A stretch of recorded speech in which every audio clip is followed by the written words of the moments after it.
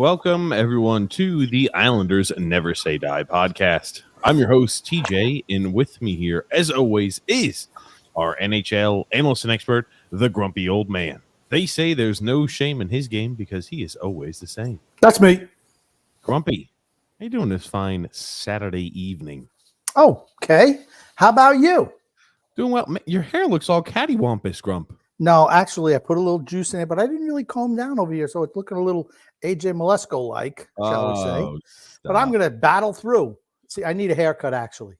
Yeah, it looks like shit, Grumpy. You better get on it, Grumpy. My hair's not looking much better, but excuse me. Do you look at your hair? You got the top of your hair flying off the top of the headphones. Good. Today's episode is called the Bad Hair Day Podcast, ladies and gents. All joking aside, welcome to the show. This is a twice a week Islanders podcast that happens every single Wednesday and Saturday at 8 p.m. Eastern Standard Time. So if you're new to the show, we invite you to stick around a while. We invite you to subscribe on YouTube, to like on Facebook, and to follow on Twitter.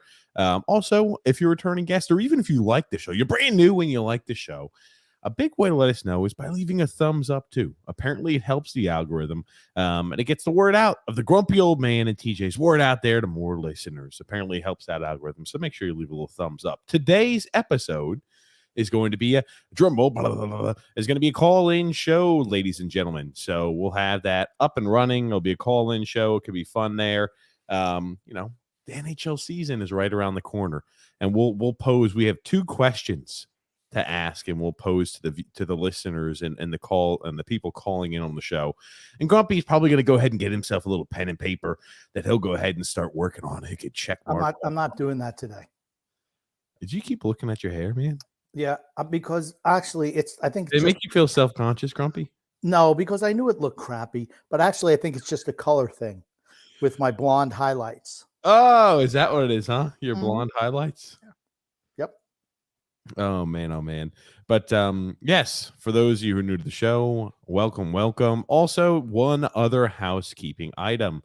We also have another podcast that is an all sports podcast. We talk about anything sports related, NFL, NBA, MLB, college athletics, NHL, European football, World Cup coming around. We talk anything and everything sports on that show. It's called TJ and the Grumpy Old Man. You could find that in the link in the description below, or you can find it here as a featured page on our YouTube channel called TJ and the Grumpy Old Man. TJ and the Grumpy Old Man. There it is, TJ and the Grumpy Old Man. Well, Grump, let's get off to, I guess, the topics of conversation that I have for you, and we'll open up to the listeners of the show. Right, we haven't had any preseason games since our last show. We'll have at least two before next Wednesday. We play the Flyers back to back. You would expect us to start picking up our play a bit, but it looks like a few of those items that, I don't know, a week and a half, 2 weeks ago, I was kind of being, maybe people would say a little above and or over the top about Zach Parise being on that first line with Matt Barzal. And we're now going into our third preseason game, and in practice, it still seems like Zach Parise is going to be the first line left wing, Grumpy. Yeah. But even more distressing was they put Palmieri on the other side. Does that shock you? That didn't really work before, did it? What were you expecting them to do? Blow up the franchise, start all over. That's what I was expecting. Okay. Well, let's talk about this, all right? Because these are the lines that were thrown out there and rolled out here. Parise, Barzal, Palmieri. Ladies and gentlemen, that will be your opening line. That'll be your opening first line come starting, or the opening night. Sorry, this will be your first line come opening night. Will be Parise, Barzal, and Palmieri. Honestly, I think why they did that is because of the power play groups. And that's why they had the first group and the second group. First power play group, second power play group. So even though you don't see Bellows and Wallstrom and Bailey in this first group, that's not because they're not going to make the opening night roster. It's just because I think for the scrimmages, what they wanted to do, they said, okay, let's have this first group have our first power play people in there as well. I think that's why Holmstrom is still there. Yeah, I'm not. Yeah, as I say, all I'm talking about right now is that first line, Grumpy. We'll talk about other things later. Don't get. Yeah, for those of you who saw Holmstrom there, oh man, they tried to jam him in on the first line for a few games, and now he's on the second line. No. Holmstrom's going to be in the A to start the season. This is more what I'm concerned about. Our first line come opening night: Zach Parise, Matt Barzal, and Kyle Palmieri. I think you could say that that's an underwhelming first line. I mean, let's be honest, at this stage of his career, Zach Parise is a bottom 6 guy. Correct. And I think actually on a third line, he's fine. He is very good. If you're a team that's like, hey, we're trying to make a playoff push or we're trying to do this, he's a very competent third line left winger. He's a guy who might be able to provide you like a scoring touch here and there. But the more and more, and the longer preseason continues to go on, and I see that Zach Parise is paired up with Matt Barzal. It was remember, Matt Barzal wants to be paired up with him. Well, and this is maybe one of those situations where player doesn't know best on this particular spot. Maybe this is the best of a bad situation. It just tells you, right, what's the indictment of our forward group and our wingers specifically? Zach Parise is on the first line left wing to start the season. I want to say something about Zach Parise also. He's a master politician. He knows how to kiss asses, lick boots. He's very good at it. So you think he's kissing Matt Barzal's ass or something? He absolutely was. He said, he's played with Patrick Elias and, all these other players, great players he's played with. But Matt Barzal is truly special as a skater. Oh, no. His edge work is second to none. No one's better than him at that. I'm just like, damn, son. He'll do anything to get back on the first line, won't he? I mean, he's got jock sniffing duty on Matt. I'll get you that jock, Matt. Here you go. Oh, it's just right, just the way you like it. I mean, and here's the thing. We all know we're big fans of Matt Barzal here, but anytime that I read that type of gushing review from another player, it's like, a guy who's a third liner. Now all of a sudden he's on the first line. He knows where his bread is buttered. He's a master politician. Okay, I don't put it that far. I think Grumpy, that's taken, I don't know, about 7 or 8 steps too far as to, your tinfoil conspiracy hat. But what is he going to say? Oh, I'd only playing with him. Obviously, I think he was a little bit, he gushed over Matt Barzal. I think Matt Barzal is very talented, very special, but he's been underwhelming over the last few years. And I like how Zach Parise played last year, but correct. I just think it's a bridge too far to have him on the first line. That's all. As I mentioned on that show, maybe 2 or 3 shows ago, what does this do for Zach Parise if we're going to ask him to do more things, right? If you're playing the first line, your obligations are going to be increased. Do you see us taking him off of the power play unit so he has less obligations there? I'd say probably not. He was not on the power play, the first or second power play unit, though. Did you see who was on that first or second power play unit? His name rhymes with his name. His name is going to receive his number is going to be retired and put up in the rafters, Grumpy. Well, the first power play unit was Nelson, Lee, Dobson, Barzal, and who was the other one? I sent it to you. Palmieri. And Palmieri. Okay. I'm not expecting much from that power play unit. I don't know. The items regarding the power play, right? It's early yet, but Barzal, Lee, Palmieri, Dobson, Nelson, not infatuated with that. And on the second line, Wallstrom was the guy that they rotated in, Wallstrom and Bellows. So I'm like, that way that struck me is, hey, Oliver Wallstrom, you're a guy that we want to get you in there. We want to get you some time, but maybe perhaps not because, right, you look at it, that second group, Salo. So, right, this tells you Salo had a good start to that preseason. I would say it's pretty safe to assume Salo is going to be the number 6 defenseman, correct? Well, I would say that he's the leader in the clubhouse right now. We still have 4 more. Yeah, we still have 4 more preseason games to go.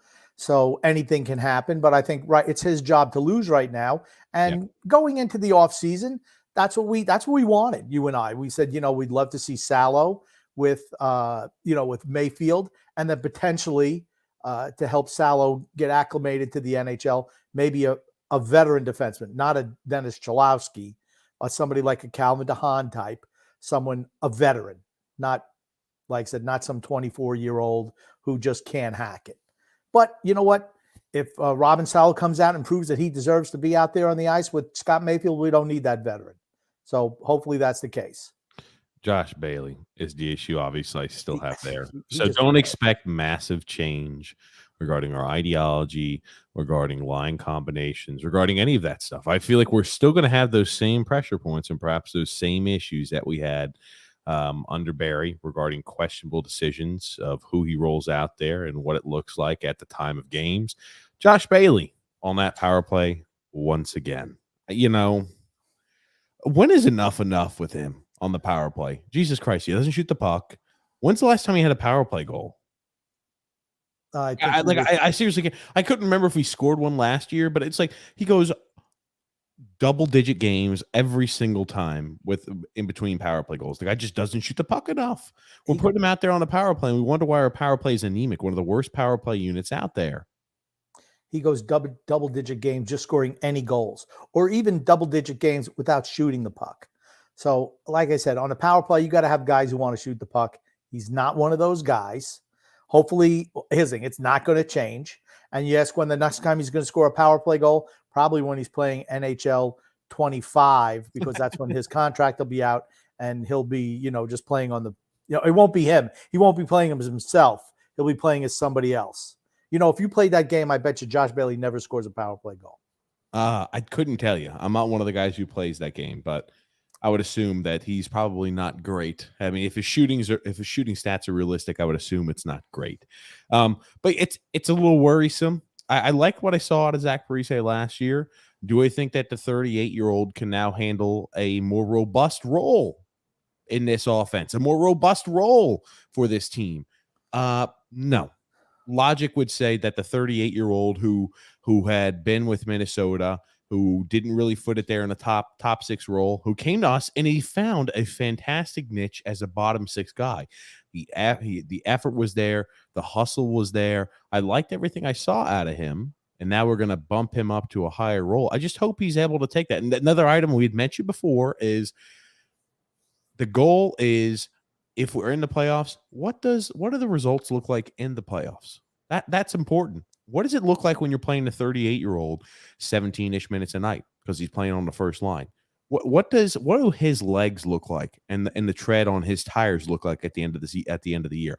Oh, well, TJ, then you could just go ahead and trade for a first line left winger and bump Parise back down to the bottom six. Yeah, so we'll be headed into the postseason with a brand new line mate, yet again, another brand new line mate for our franchise caliber center to go ahead and try to mesh with as we enter into. It's just like, that's why a lot of times when you bring in those pieces, unless it's a guy like, hey, we brought in Connor McDavid, we brought in Vladimir Tarasenko, we brought in somebody so unbelievably talented, they usually go into a bottom six role because they don't want to mess up the chemistry that the top six has. So I don't know. It's an odd situation, man. It's an odd situation. It's an indictment of the lack of talent we have at the winger spot. That's all it is. But whose fault is that? Not the players' fault. You can go down the list. No, it's not the players' fault. It's the GM. I think mainly, right, this is Lou Lamoriello's fault. Absolutely. He's done nothing to change the team in the 5 years he's been here. Nothing. Except bring in trade away first-round draft picks for Ham and Eggers. And the one time he uses them, he's got Casper the Friendly Ghost and trying to jam him in the lineup as a no-talent hack that he is. Yeah. It makes you wonder. It makes you wonder of, how is this going to pan out? Right? We talked about how could the team improve? How can the team take meaningful steps forward? Young guys performing above what we had expected, and players that we had saw underwhelming performances from last year taking a step forward. Do you expect much of a step forward from Zach Parise now that he's going to play on the first line? Nope. I wouldn't say that. I think this is the first time we're putting along Matt Barzal's line, we're putting competent skaters with him. So I'll be interested to see how that works. But people were so hypercritical of, oh, Oliver Wahlstrom didn't work out with Matt Barzal when they had started together. Yeah. Do you know who his left wing was throughout that entire experiment? Yeah, Zach Parise. So you're complaining that, right? Oh, Oliver Wahlstrom and Matt Barzal didn't mesh well. The point total weren't there. The point totals weren't there. Yeah, his left wing and partner in crime, Zach Parise, was also there too. So I'm like, I don't know, man. I'm kind of if. Has Matt Barzal scored this off season, this preseason? No, the answer is no. It's only 2 games in now. I know, but still the answer is no. I just, I don't know. I don't think I've ever gone into a season with just meh. I just feel like meh. Okay. There's what is there to be as an Islander fan? And this is a question for people who are going to call in today. What are you excited about this for the season? No. You said, what are you, Grumpy? You said originally, do you want to do what are you excited about or what are you most concerned about? Because Grumpy, both. You told me both. What are you most concerned? Okay, so you want to do 3 things. Just 2. You want to say I don't care about Zach Parise. You don't care about Zach Parise. You don't care that we're going to have 38-year-old left winger as our first. Are you not worried about that? I want to know if people are fucking worried about that, Grumpy. You're not worried about that? Here's the thing. That could be, what are you concerned about? They could say Zach Parise on the first line. He doesn't deserve a question all to himself. Not at 38 years old, he doesn't. Oh, okay. Gotcha. That's fine. Then if you want to condense that, what are you most concerned about? And what's the other thing you said, Grumpy? And the other one's, what are you most excited about coming into this season? And it might take you a while to think more. The latter may be more thought-provoking. You're going to have to be very you're going to have to be in a situation where you're going to be pondering about that, hopefully, for a second. I just can't remember the last time you go into a season where it's like, okay, we were terrible last year. Even in the dark times, we made changes. It's like no changes. Romanov was the one change, and he was abysmal his first game out. And like I said, it's early. Again, pump the brakes. But he needs to step up. He wasn't great last year, and hopefully he turns it around this year. I mean, you invested a first-round draft pick in him, in essence, right? He's going to have to be a solid partner with Noah Dobson. If that doesn't work, we're in trouble. Yeah, I'm not worried about that. I know you mentioned that. Oh, he struggled so much in the first game. I'm not worried about that. It could be a concern, though. 1 game in a preseason, not for me. Brand new partner.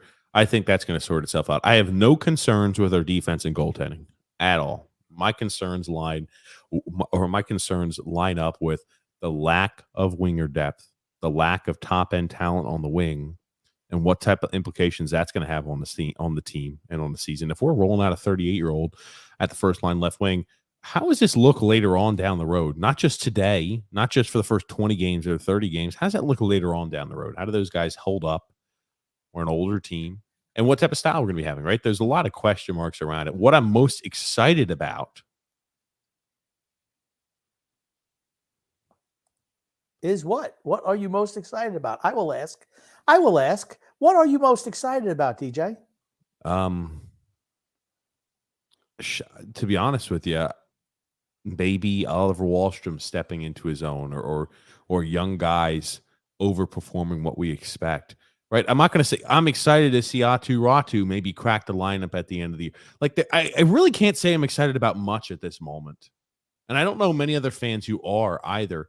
We have a new head coach. Maybe okay, here it is. We have a new head coach. Maybe we're going to be less structured defensively, more instinctual on the offensive side of the puck. And despite it not showing in results the first 2 preseason games, maybe we're going to be more enjoyable to watch because we're going to score more goals. Okay. The only question I have for that, from my point of view, is you said more instinctual offensively. We have one guy on the whole team who's an instinctive offensive player. No one else is an instinctive offensive player. Maybe you might want to say Parise 10 years ago was an instinctive offensive player, but not anymore. Kyle Palmieri's never been one of those. Bailey, Lee, Nelson, Wahlstrom, Bellows, the fourth line, or any of those guys, hey, these are guys who can really jump out offensively. None of them. That's why we've been playing this defensive style system the last couple of years under Barry Trotz. That's what the talent dictated that we do. And you're seeing, I mean, hey, we had a couple of nice runs, but now these guys are in their 30s. I mean, I would have moved on a little bit earlier, a little bit proactive. Lamoriello decided not to do that. So we're kind of stuck where we are. But I mean, I just don't know if we have the talented, if our players have enough talent to be instinctual offensively at this stage of their careers. Mm. So let me ask you this. I've presented what I'm optimistic about. It took a while, right? But obviously, I mean, we got a lot of dead air going on there.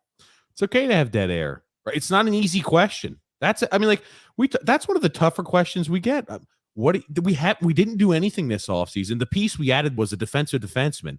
I'm not sure I'm saying, wow, I'm looking forward to more hardy, steadfast defense. I'm not saying that. I mean, so, what do we have to be excited about? New coach, maybe a little bit new system, maybe more goals. That's, I mean, right, you go one to the next, but that's most what I'm excited about. Let me ask you this. What are you most concerned about, Grumpy? What are you most excited about? My concerns are that we wasted another year of Matt Barzal's career before doing a revamp on the roster. That's my biggest concern is he looks at this year. If it turns out poorly, once again, if it turns out poorly, does he say, I don't want to be here long-term. I see how bad we are. We have nothing in the pipeline. Simon Holmstrom is in the pipeline. We have nothing in the pipeline. I don't want to be here. I want to be a winner. I mean, that is entirely possible. I know the girlfriend angle that, they're trying to play up. Soon to be fiance, right, Grump? Whatever. I don't care about that. But it's like, I'm just kind of myself. That's my concern, is maybe we're so poor offensively that Matt Barzal says, I don't want to be here. That's why you should have been transitioning. You can move one or two guys off every year and then you're fully transitioned. So your concern is you feel like Matt Barzal, if we have an unsuccessful year, will view this as another failed year for his career and therefore look to leave. That's a concern that you have? Yes, it is. It still is. And that's the biggest concern you have.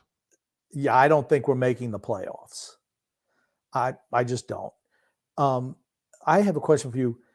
Is there any team going into the season that's more dependent on one player than we are on Matt Barzal going into this year?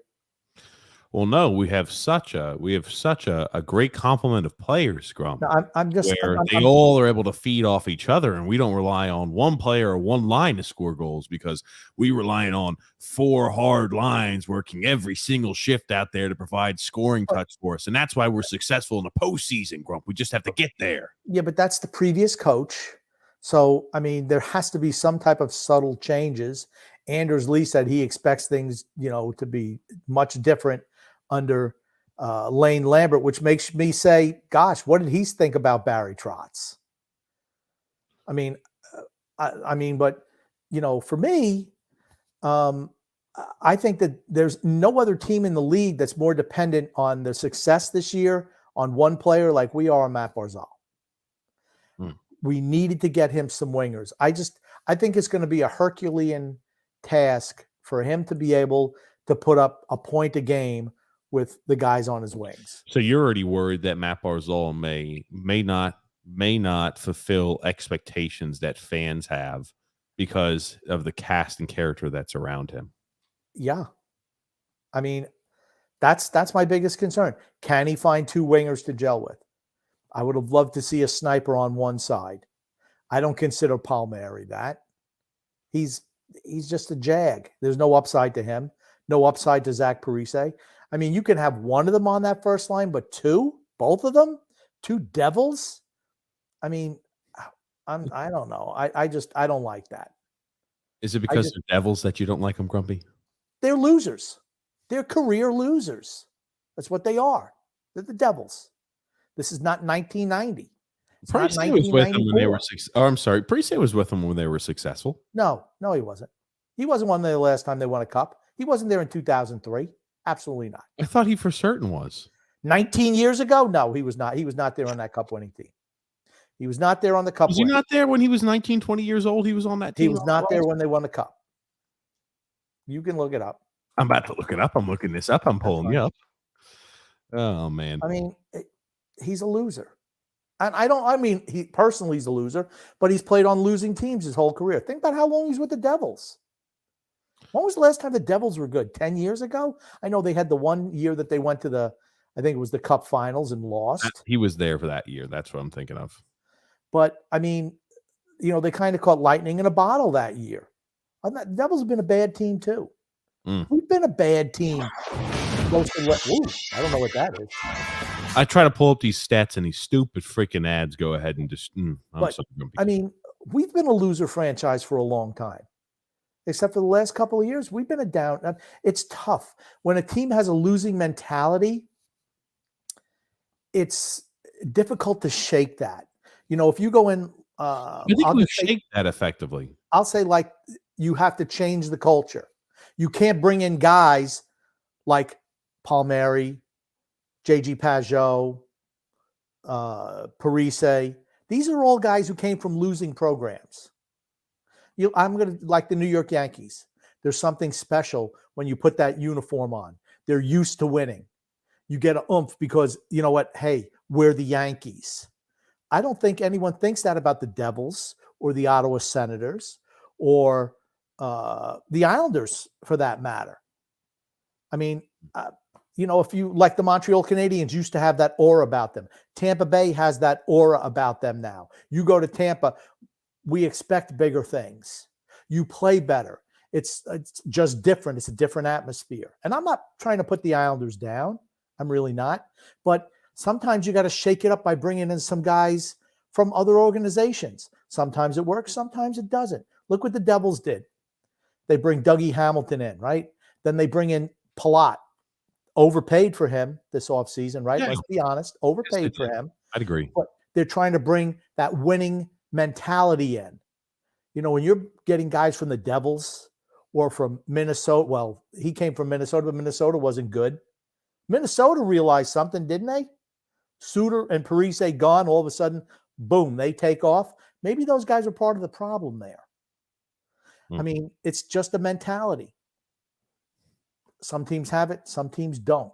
It takes a while to change. I don't think we have the loser mentality, but a lot of these core pieces have been part of teams that have been historically bad losers, right? There's no doubt about that. But I think I don't think it's like once you're infected, it's like it's not like something that's going to stick with you forever and ever and ever and ever and ever. It's not like, okay, and like when I have eczema, I'm going to have eczema for the rest of my life. It's like one of those items that could flare up. You can get rid of it and then you could change it and it's good. You just hope it doesn't leave any scars behind.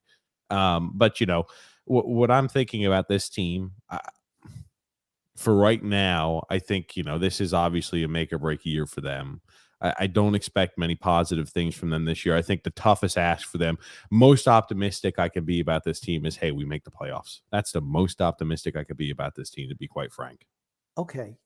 So, I mean, maybe some fans are happy with that. Maybe fans are used to the team losing year after year after year. Say, hey, we got to the Eastern Conference Finals 2 years. That's a success. I mean, maybe it's a success relative to what you had before. But at the end of the day, you're talking about 2 years out of how many years of being bad? Many. I mean, you should want to strive for something better than that. You shouldn't. I mean, the fact that Lamoriello hasn't really changed the core of this team at all since he took over 5 years ago is distressing. We were horrible losers when he came in. It's only a coach. Literally the coach that had turned that team around. The entire team was younger. They had bought in. They were all in the primes of their career, albeit their primes may not have been the same of other players' primes, but everybody in the prime of their career bought in for a fantastic head coach. And they were at the tail end of their prime when he came in. They were all really 28, 29. I think 27, 28 years old is in your prime. It's the tail end. It's a tail end. Once you hit 30, your production drops off precipitously. It does. Oh, no, Grumpy. I don't like hearing that. But it's the truth. Historically, just look at it. Look at any player, any regular player, just a regular guy. I'm not talking about the Lemieux, the Gretzky's, anybody like that. I'm talking about a regular player, which is what we are, a team of A regular guy players. who's a career NHL or a guy who's more of a journeyman at heart. You could say before this recent resurgence, this recent renaissance in Brock Nelson's game, if he didn't have a fantastic bloom under Barry Trotz, he would have been a guy that you could very easily have seen being a journeyman NHLer. Yes. He was a guy who was wildly inconsistent. We had him here for forever and ever and ever. And it wasn't until he was like 27, 28 years old that he finally found consistency in his game. That doesn't happen. That's more of a rarity than not. And you see a lot of these guys just like, oh yeah, we're here. And, Josh Bailey, he could very easily have been a career journeyman in the NHL. Isn't that what he is anyway? He's stuck with one team, so no. But like I could have it's not like the guys on this team were guys where it's like, oh man, they're an integral part of the team. We can't afford to lose them, if you know what I mean. But I kind of want to move to the positive, Grumpy. Okay. What are you optimistic about, or what are you most excited about that could go well this year? How exactly did you phrase it? Because I want to make sure when we have the callers on that I could speak it in an articulate manner, Grump. I don't know. I said it to you before and you didn't write it down. What am I supposed to do? What are you most excited about? Scary. What are you most excited about for this season? What are you most concerned about? What are you most excited about? And what are you most excited about? I'm excited for the fans, because if we have a miserable year, they're going to be able to get tickets like $5-6 a night to go see the Islanders play, and that's a bargain at any rate. Okay. Is that seriously what you're excited about? Yes. Make sure that you eat before you go to the game, though. That's what I would do. I mean, I don't know. The Islanders put out, hey, there's going to be all these new culinary things that we have for the Islanders. Culinary, Grumpy, culinary things. Culinary, whatever. They're having more food options in the stadium this year for the 50th anniversary. That's what you're pushing. You're pushing the new food at the stadium. Well, that speaks to me, man. If I'm going to an event like that, I'd like to see all the great spread of food options that they've got, Grumpy. I don't want to just eat, candied almonds and popcorn. I want to be able to eat myself a Shack burger and everything good and delicious that comes along with that. We're not pushing the drive for a 5th Stanley Cup. We're pushing new food at the arena. I don't know. That's from the team website. To me, that's disappointing. Like last year was Coco the service dog. We see how that went. Team went in the tank. Now you don't even have a living animal that you're promoting. What do you have? I think they had another one. They just do one every year.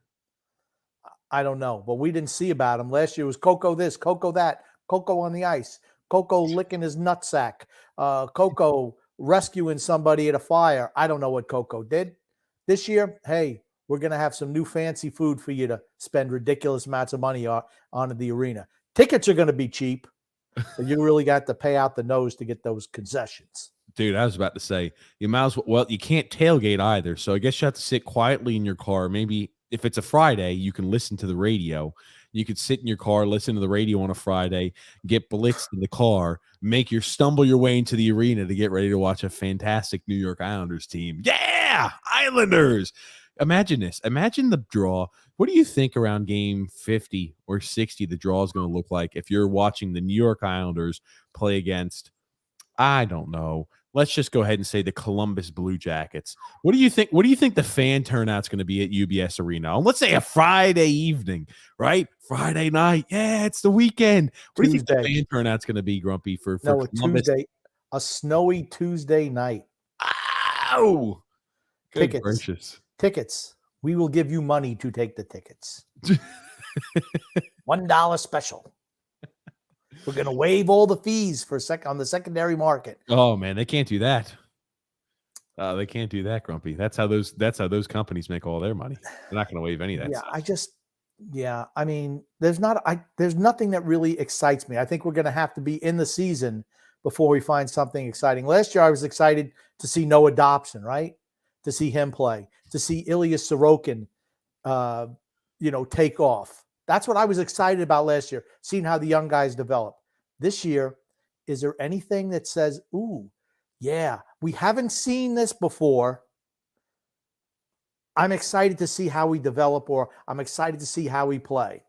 Real quick, I'm sorry. I know I don't usually, but I like this one. There's a few ones. Tommy B said the Islanders literally ran out of food last night for the event. Half the people were starving. So they had like it was a meet and greet with the players. You get some things signed by all the players. You go desk by desk. You get to meet them. And it's honestly, it seems like a really cool thing. Holy shit. Noah Dobson looks like a little boy still. You know what I mean? It's not like he's still not. I know he's, what is he, 22 years old now? He's still not a man, if you know what I mean. Yeah, he's a boy. He's a late developer.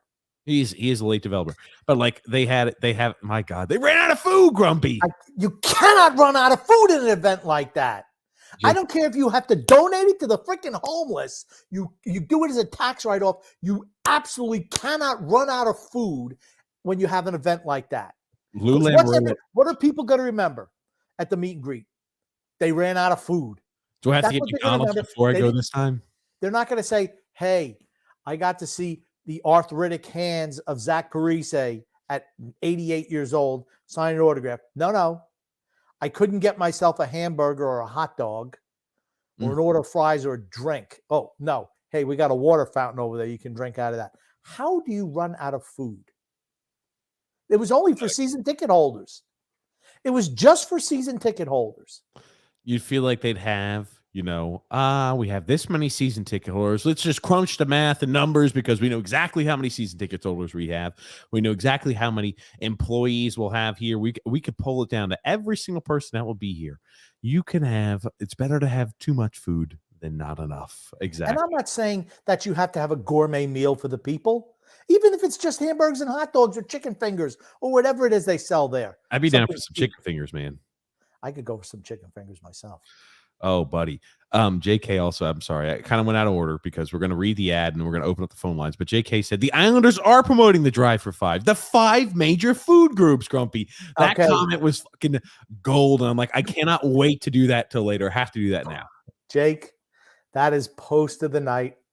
Anyone that's trying to get for post of the night? I mean, absolutely, we should have something post of the night. We should absolutely have that. And I'm going to tell you because we have some creative people who listen to this podcast without a doubt. Yes, that's the best. You're going to have to go a long way to top that one.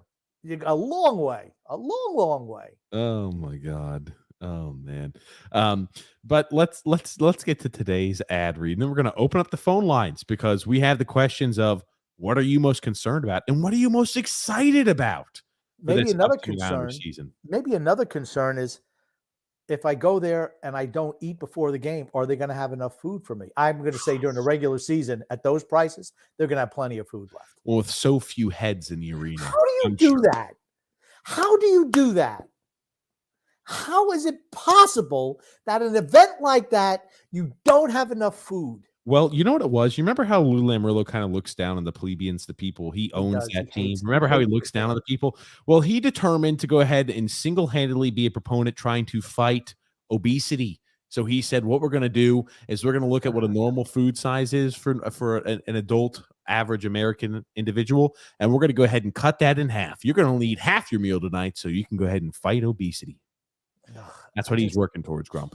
An altruistic venture of Lou Lamoriello. It's like going to McDonald's and they say, we're out of hamburgers. What? Or the freaking ice cream machine's broken. That shit always used to piss me off. No. Or it's like going to Carvel and they say, we're out of ice cream. What? That's what you sell. I mean, oh my God. You know what? It's like going to the Islanders and saying, hey, we're trying to sell hockey, and then they put the team that we have on the ice. I was about to say, it's like saying we want to win Stanley Cups, and like we need to improve on the offseason, and all we do is add Alexander Romanov for the 13th overall pick. And we roll out John Sim and Marius Tchaikovsky. Oh, God. Okay, let's get to this ad read. Today's podcast is brought to you by DraftKings. Hockey fans, it's finally time to hit the ice again.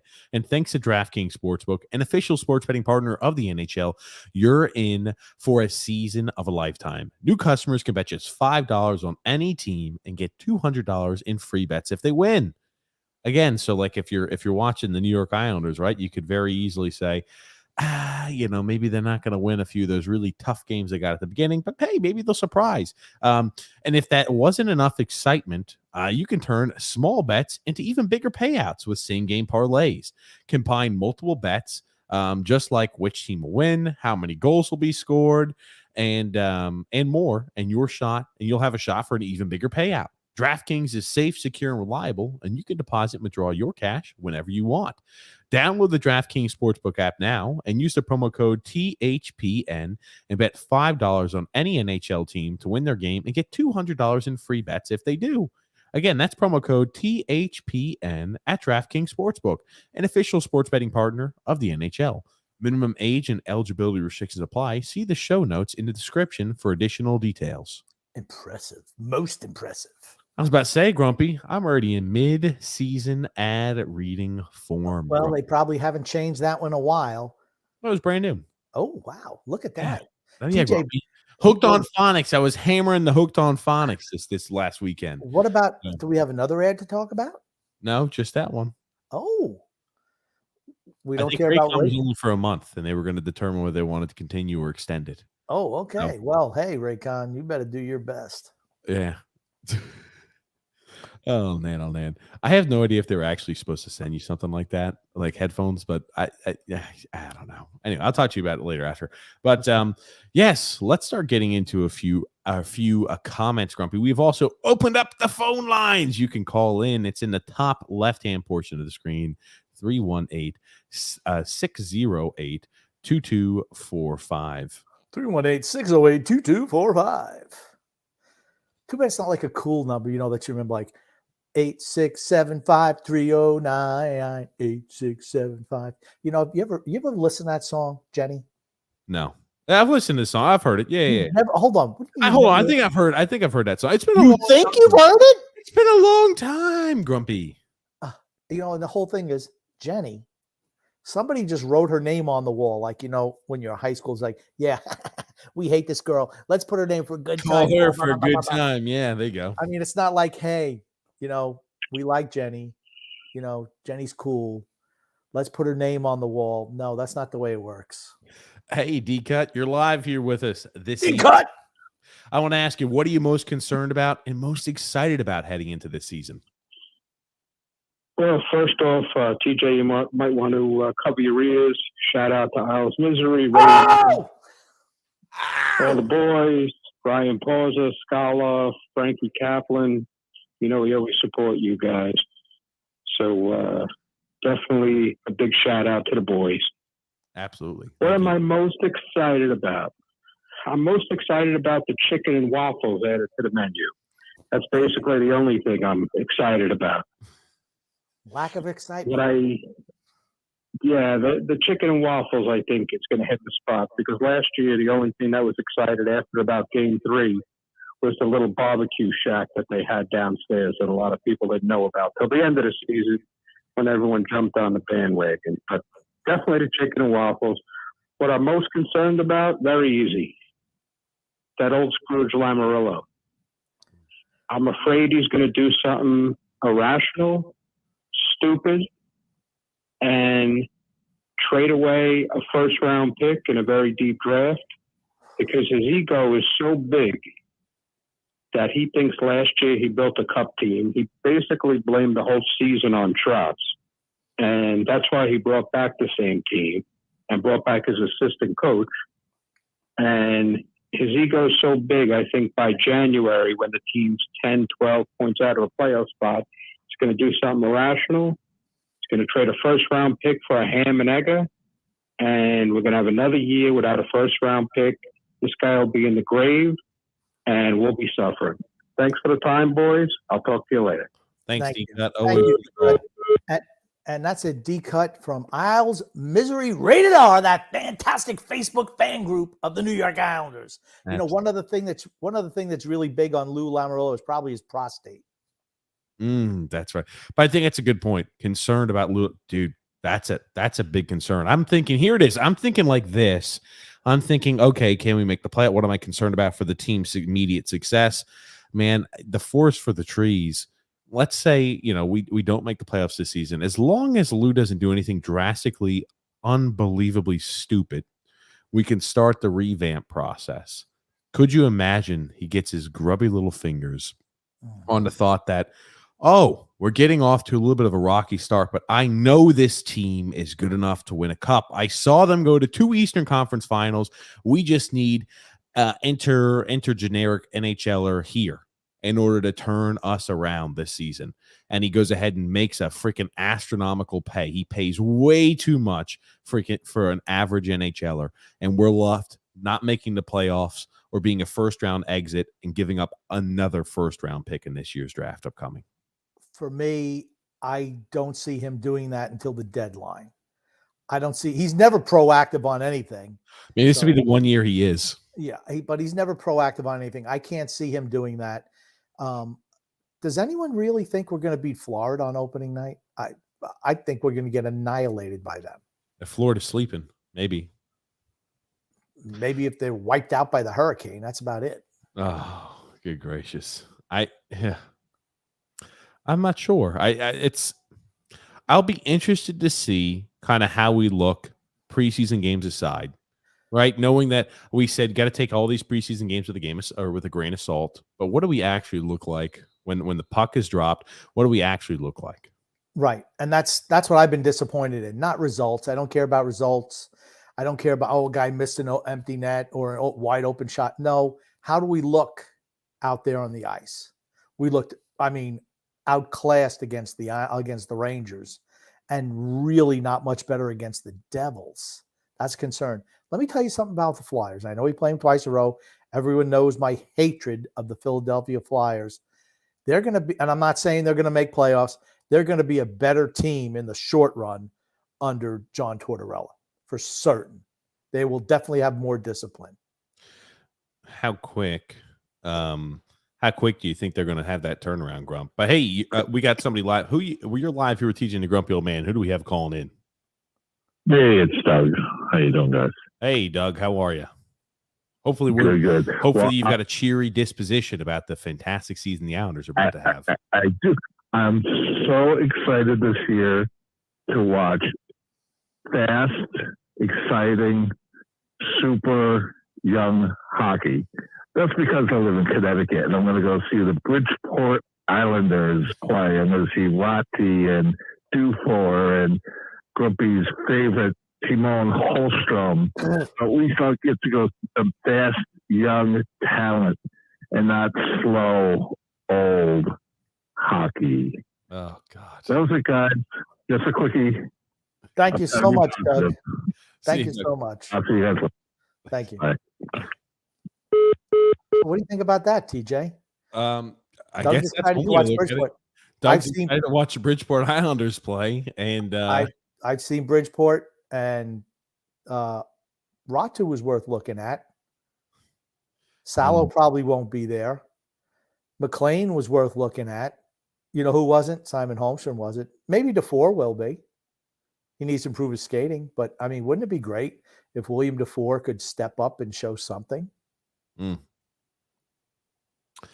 he's got. Honestly, he has just about everything else to be successful in the NHL. Just needs to work on that skating. So for me, I'm not expecting a whole lot this year from him skating wise, but next year I want him to have another gear. Because I think he's going to learn what he needs to do, and hopefully he works on it in the off season. Yeah, he'll pick up another gear, and then he'll still be maybe an average AHL skater. So maybe he can get into second gear from the first without grinding.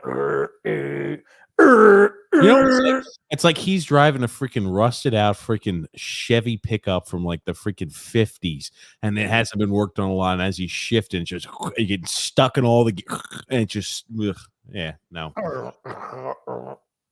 I tell you, Grumpy. Cause for. But honestly, there's nothing wrong with that. Seeing some younger players. Hope springs eternal, right?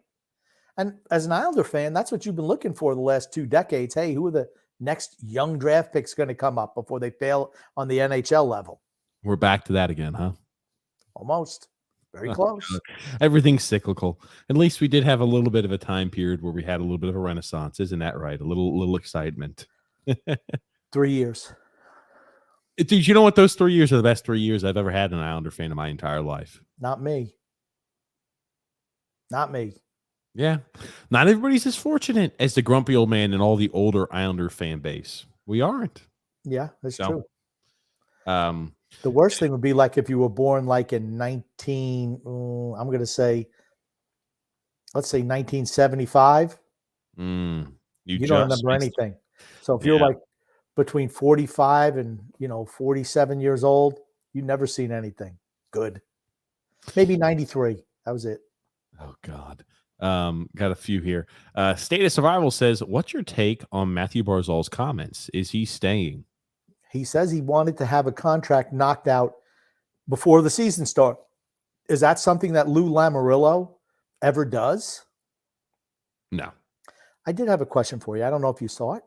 NHL salary cap within the next 3 years is going to be going up $10 million. No, I didn't. Where'd you see it? $10 million in the next 3 years. Huge jump. I got to pull this up and make sure. I did not hear anything about this, Grumpy. Yeah. And what does it mean for guys like Noah Dobson or Matt Barzal or, all these guys, Draisaitl coming up for a contract extension? All these guys are going to get paid. Where did you see this, Grumpy? I don't know. It's been out. I think I sent you a text earlier in the week. I see that the salary cap is projected to make a $4 million jump for the 2024-2025 season. I do see that based off of Forbes magazine. So projected by 2025-2026, projected is $92 million. So there's that 10 you're talking about. So I'll pull this up here. Oh, damn, these Forbes. Yeah. What? And people play that. Hey, you freaking, I want it. You know what? I want to start people going on the apology tour right now. Specifically, people like Phil's Facts, people who tried to demean the fact that I said Noah Dobson could be in a spot making $10 million a year. Salary cap, $10 million increase. I even played it out. We just said, play it through. Look at this shit. Here it is. Forbes magazine projected right here, $92 million for the 2025-2026 season. 92. Yep.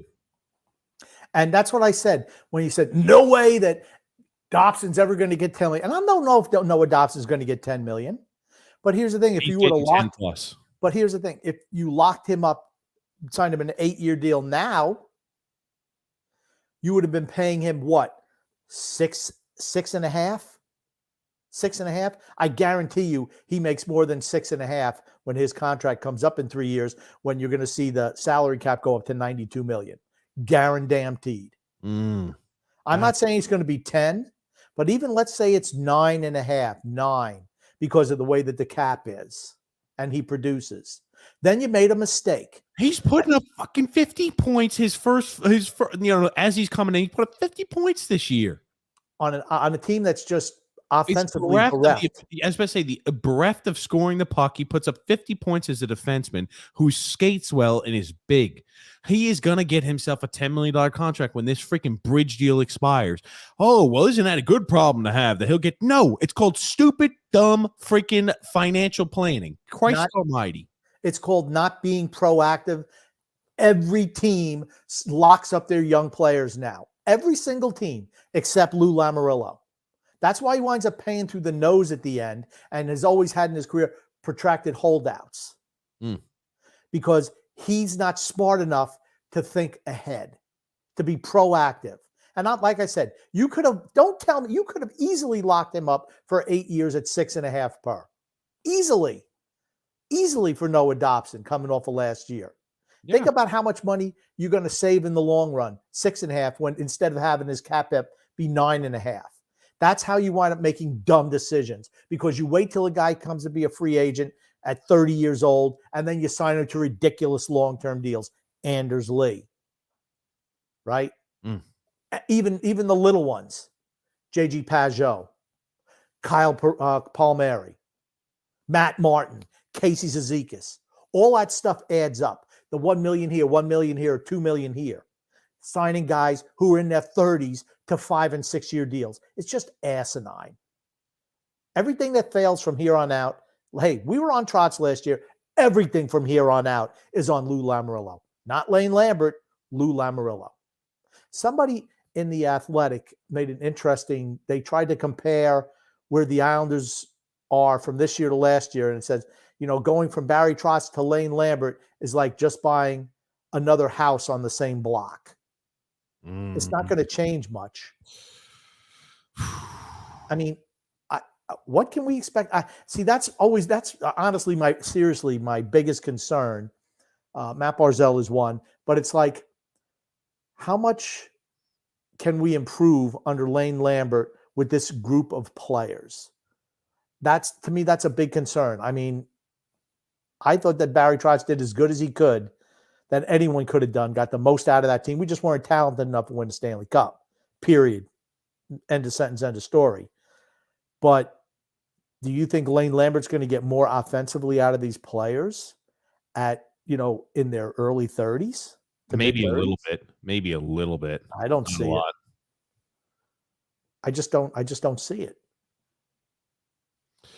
That's disgusting. It's disgusting seeing this and seeing how poor we have managed the younger players. We could have locked him up to a freaking long-term deal. Matt Barzal should already be locked up. He should already be locked up. Matt Barzal, I see that and I say, yeah. I know that we just saw recent signings of guys like who just had signed recent. Was it McKinnon who just signed recently to that big deal? McKinnon, 12 and a half, I think. I'd say, well, McKinnon had an unfortunate circumstance where he didn't know that the projections were coming out later on to see exactly what payouts look like. My God. Is there any way that Matt Barzal doesn't go for $10 million a year? I'd say it's like we had talked about it 9, but now you're like, okay, once you see that, if I'm his agent, I'm saying, hey, we're looking for 10. Simple. Hey, this is TJ and the Grumpy Old Man. Who do we have calling in? Call from Brian P. Brian P. Hey, Brian P. You're live here. Hey, what's going on, fellas? Not much here, Brian P. I screwed the pooch on you. I just went ahead and launched it right in the show. How are you? Good. Oh, man, oh, man. You get a good question about what we were excited about going into the season. Mm-hmm. So it's hard, man. There's not much to be excited about. You want to be a team like that's a contender, maybe that adds things, or a young team that's on the rise, and you want to look at some new kids. We're none of that.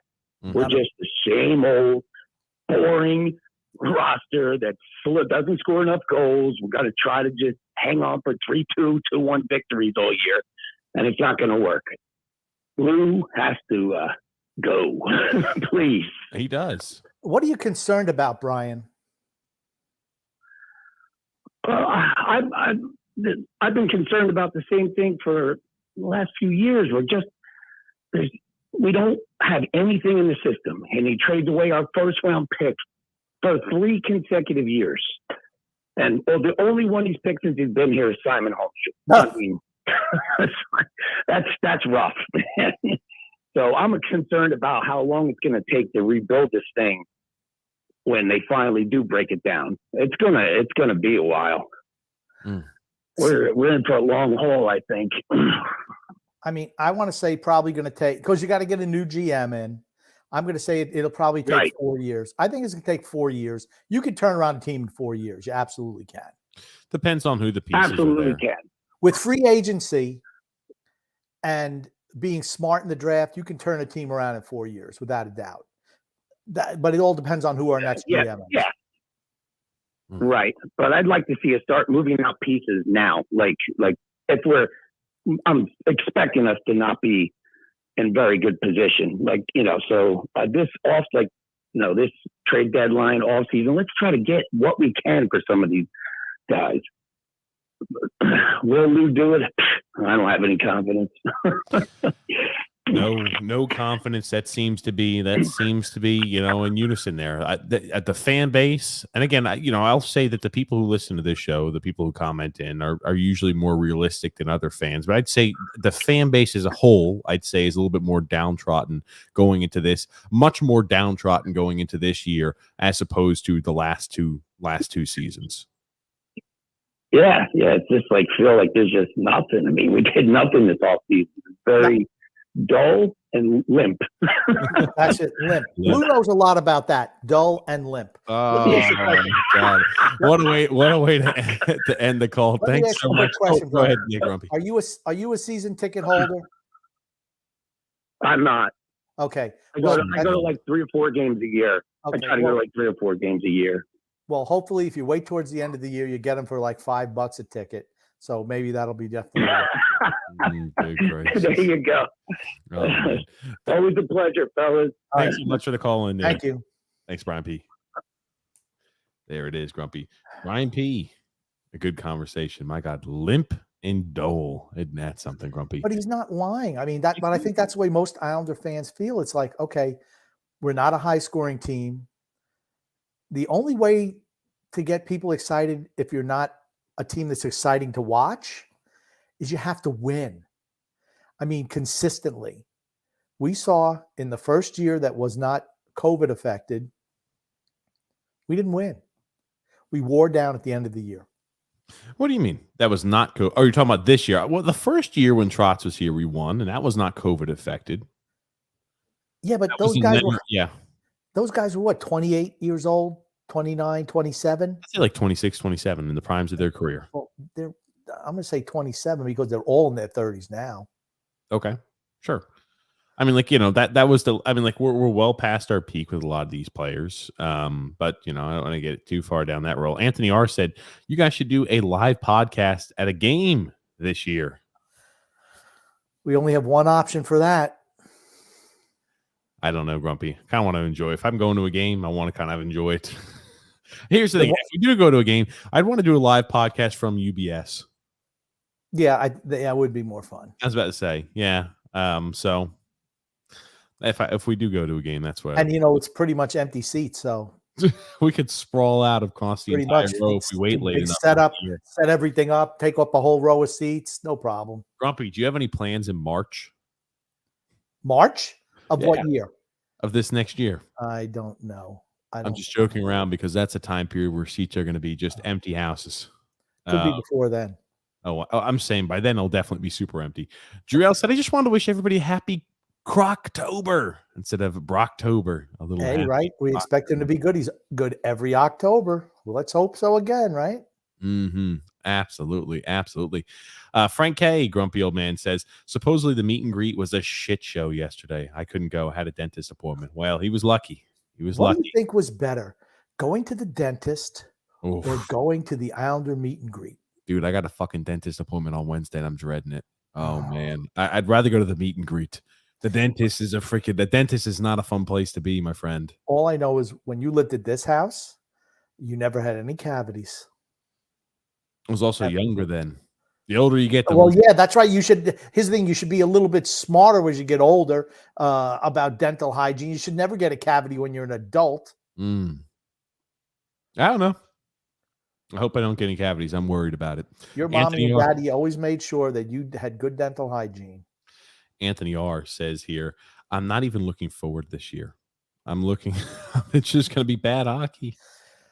That's my concern.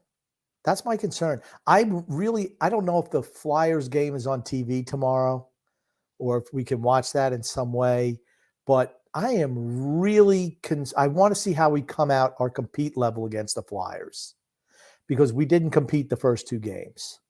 And, it's the beginning of preseason. Well, the other teams, it's the beginning of preseason for them as well.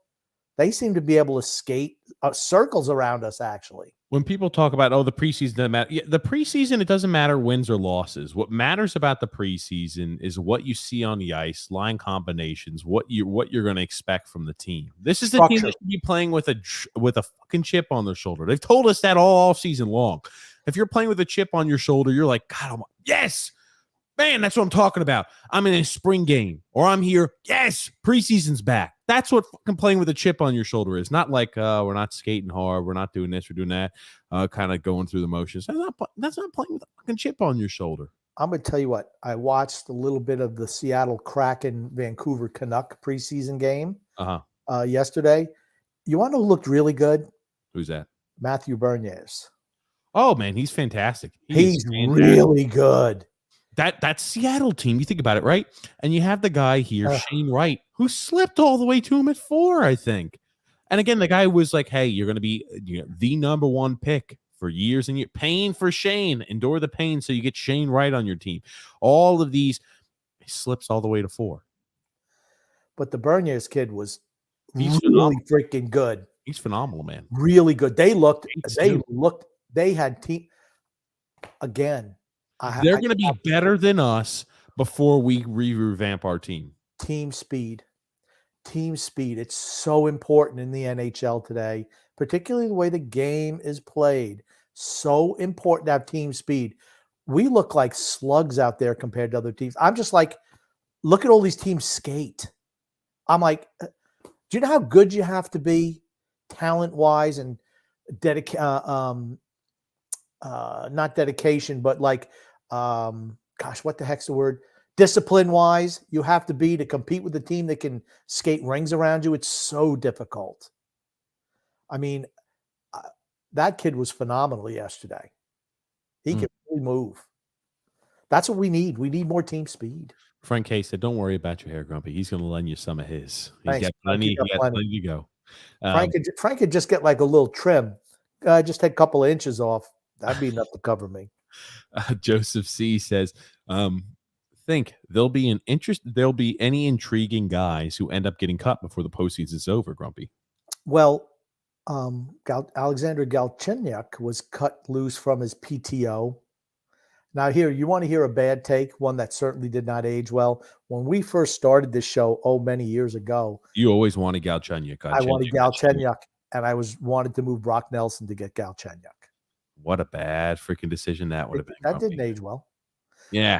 I thought a change of scenery would have done him. And he had a couple of good years early on, and Brock Nelson was just a freaking stick in the mud. He was totally underachieving. This is prior to Barry Trotz. This was under Doug Waite.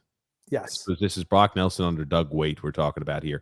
Michael M says, that's crazy. You literally didn't add anybody. Who would want to see them? Talking about the meet and greet. He says, I need to see Josh Bailey for the 50th time. I figured you'd get a kick out of that. Who doesn't want to see the old cast and crew together, the Josh Baileys? I think the last time they had one of these meet and greets was 2019. So you get to meet Zach Parise, who you've never seen before. Noah Dobson. Noah Dobson might have been there in 2019. Sure, he would have been. Okay, gotcha. So he would be okay.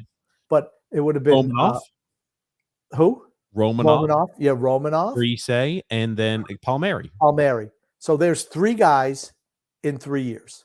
3 guys in 3 years. You only have 3 new guys, and maybe Casper was there. Sorokin was new. Sorokin had probably never been there too for the meet and greet. So there you go. But think about it. Holmstrom was probably there because it was his first year after getting drafted. So he probably would have been there. But other than that, just 3 guys, 4 guys on the whole team.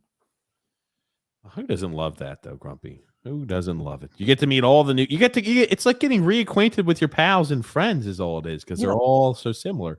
Hey, Drew L, you're here live with TJ and the Grumpy Old Man. What are you excited about? What are you concerned about heading into this season?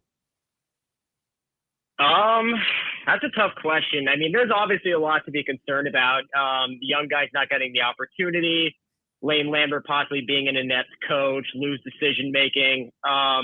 I guess if I had to lean towards one, when it's hard because I don't really trust in Lou. And I think by the way the owner said it, I'm starting to kind of believe that he does believe in Lou. And it's concerning just because of the lack of moves he's made in the poor salary cap management more so. So you're more worried than just trying to pinpoint there's a lot of things to concern about, but what's number one concern for you? Barzal. I want him to stay. Okay. Barzal possibly on the move.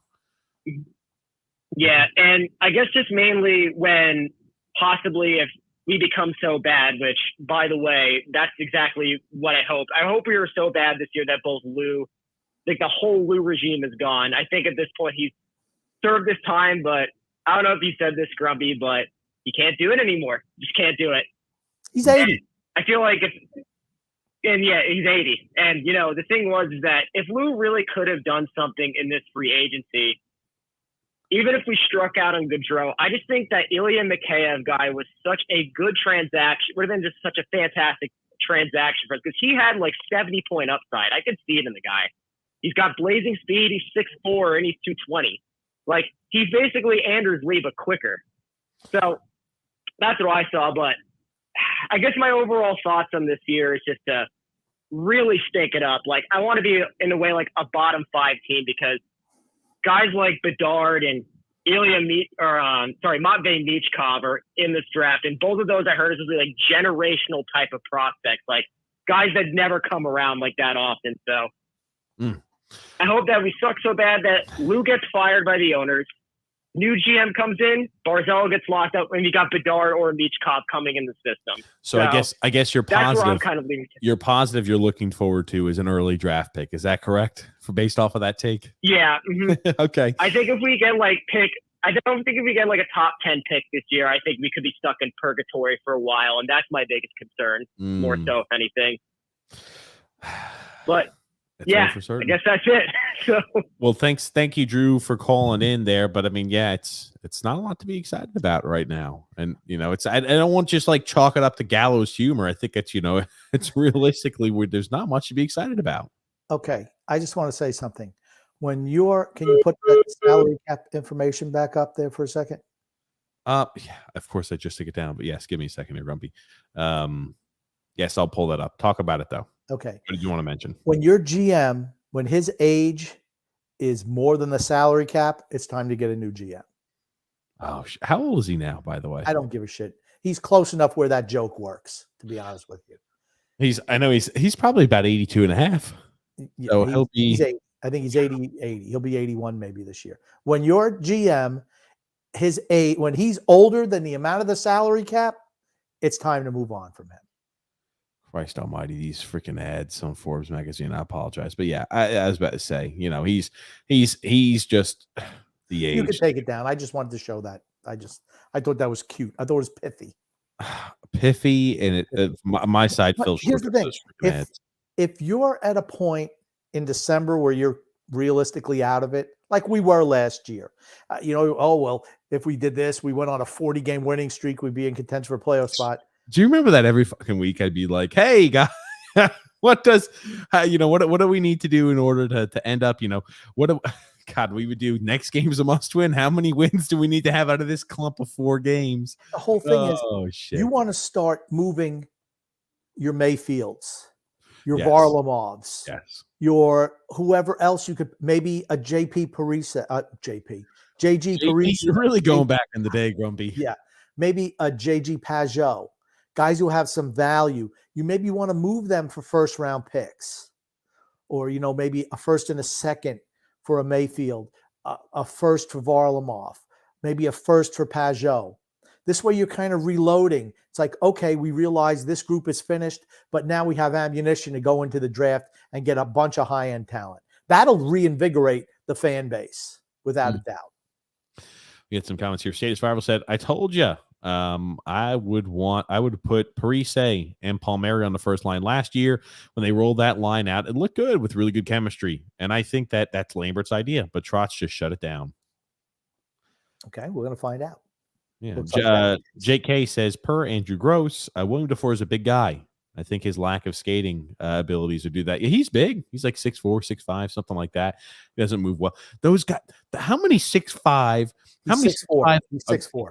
Okay, 6'4". How many 6'4" offensive linemen do you see out there doing footwork drills as quick as the little small nifty guys on the field and moving as well as they do? They don't. It's the same thing with your footwork is a lot tougher to be very, very skilled skater and to be great at footwork the bigger you are. That's why it's an aberration. It's such a lucky find if you can get a big guy who could skate well. It's the same reason why we draft a guy like Bodie Wild who has the character issues. He's a bigger defenseman who skates well, just solely because he's a big body who can skate well.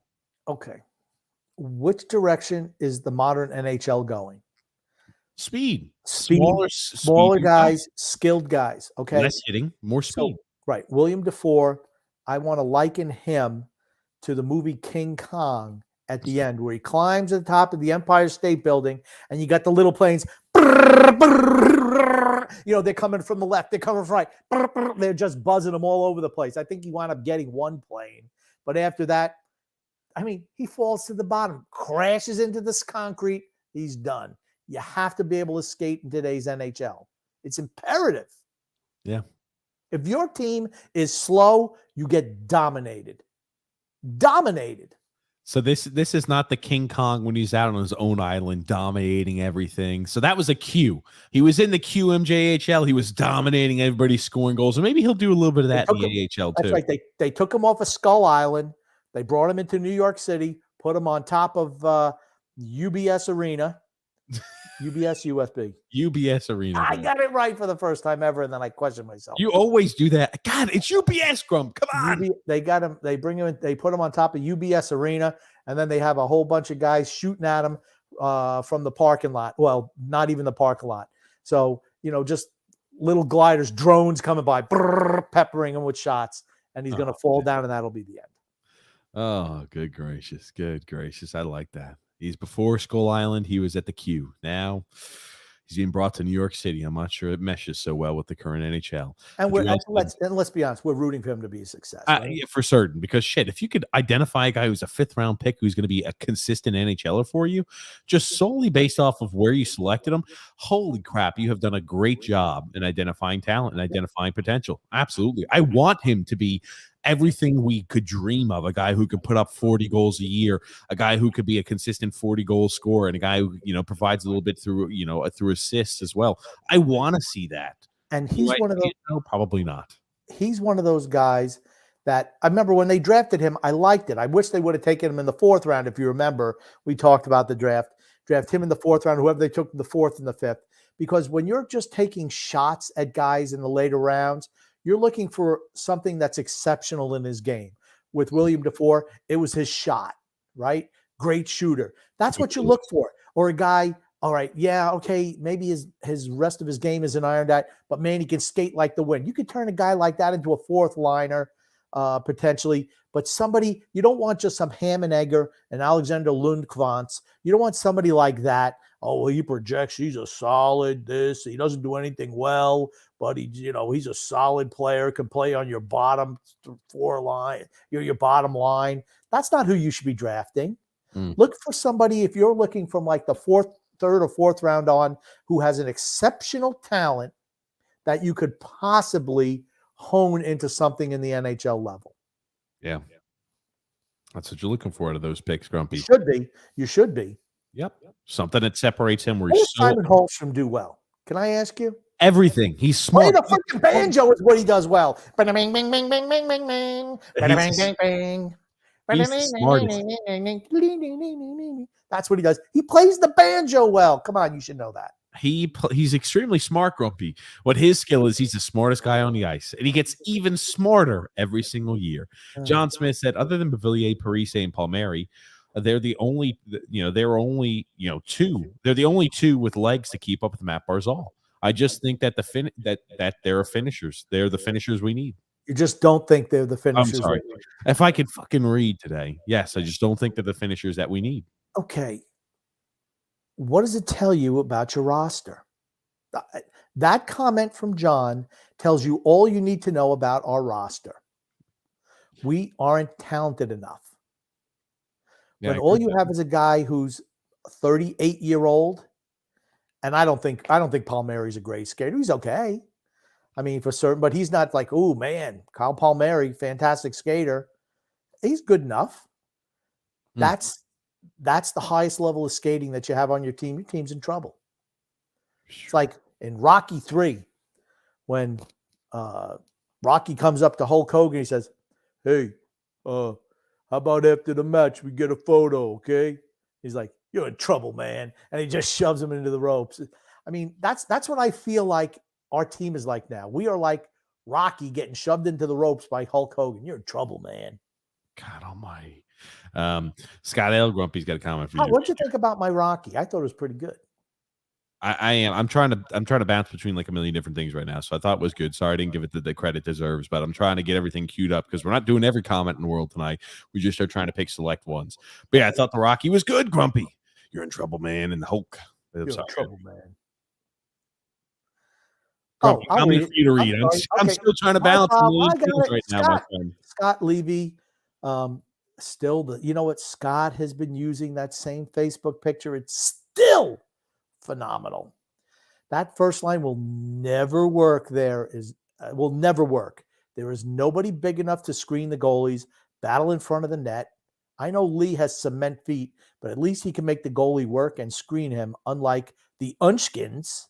Let's say Munchkins and Parise and Palmieri. That's a valid point. Just think about it. I was thinking about the excitement thing too. What if we'd signed Johnny Gaudreau? That'd be something to be excited about. Yeah, Tell me, it would. tell me people would not want to watch the Islanders this year just to see Matt Barzal playing with Johnny Gaudreau. I know I would. Be worth the price of admission alone. Very good. There you go. I knew I'd get you to say that saying.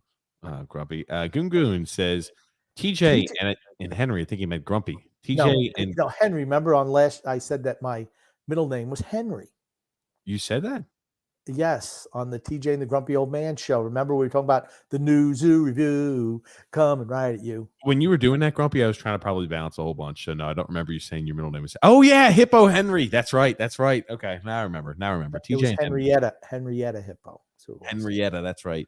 Which dastardly deed elicited the most outlandish reaction from TJ? The surprise acquisition of Romanov on draft day, or to his second head injury?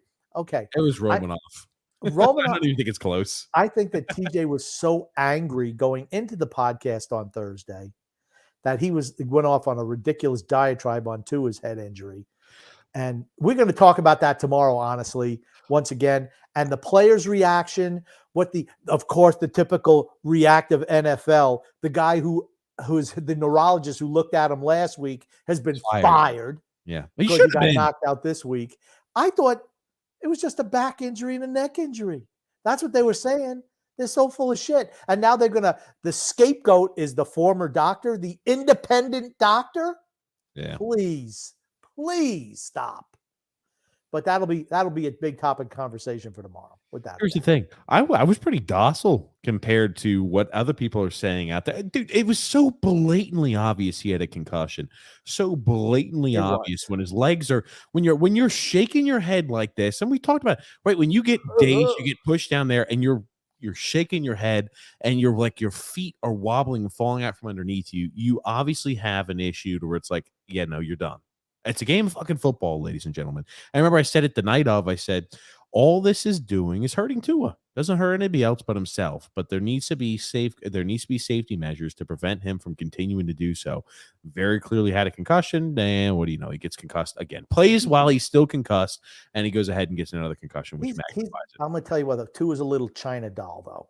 You breathe on him. He wasn't even hit that hard. He is. Oh, here's the thing. He is, but it doesn't matter how the impact affects everybody differently. But you're right. He's not a tough guy. He's not. But what gets me concussed may be different than what gets you concussed, Grump. I never had those issues. Plenty of people did in football.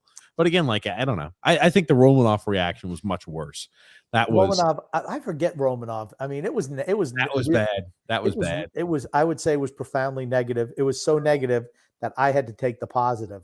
I hope I'm not vindicated, Grumpy, because if he's as bad as I made it out that evening, we're going to be in some real trouble. Well, here's the thing. It looked pretty good the first preseason game you played. You look like you were vindicated on that one. It's a preseason game. I don't care about that. And John Smith said they're both going to be spent by Christmas, though, talking about Parise and Palmieri, perhaps. Yeah. Drew L says, by the way, who's that Parise guy or praise guy? Because, Andrew Gross misspelled it. He said, who's that praise guy next to Matt Barzal?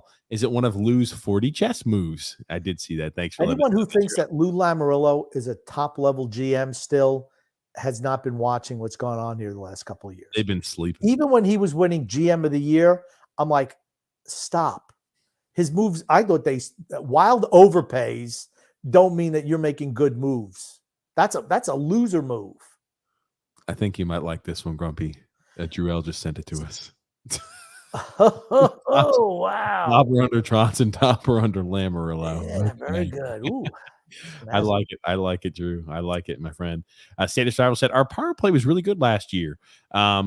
we have, pretty much the same team. Why would you think the power play will be bad? And he also says here, the power play was 22.1% last season. Not bad. It wasn't good when they needed it to be I good. was about to say the start of the season and when we were in games and we were in, hey, everybody was still in it. Our power play was miserable. We picked up towards the tail end, but it's just like the ebbs and flows of the season. We cannot have the inconsistency where the ebbs and flows are like what when we have just months where we don't score a power play goal.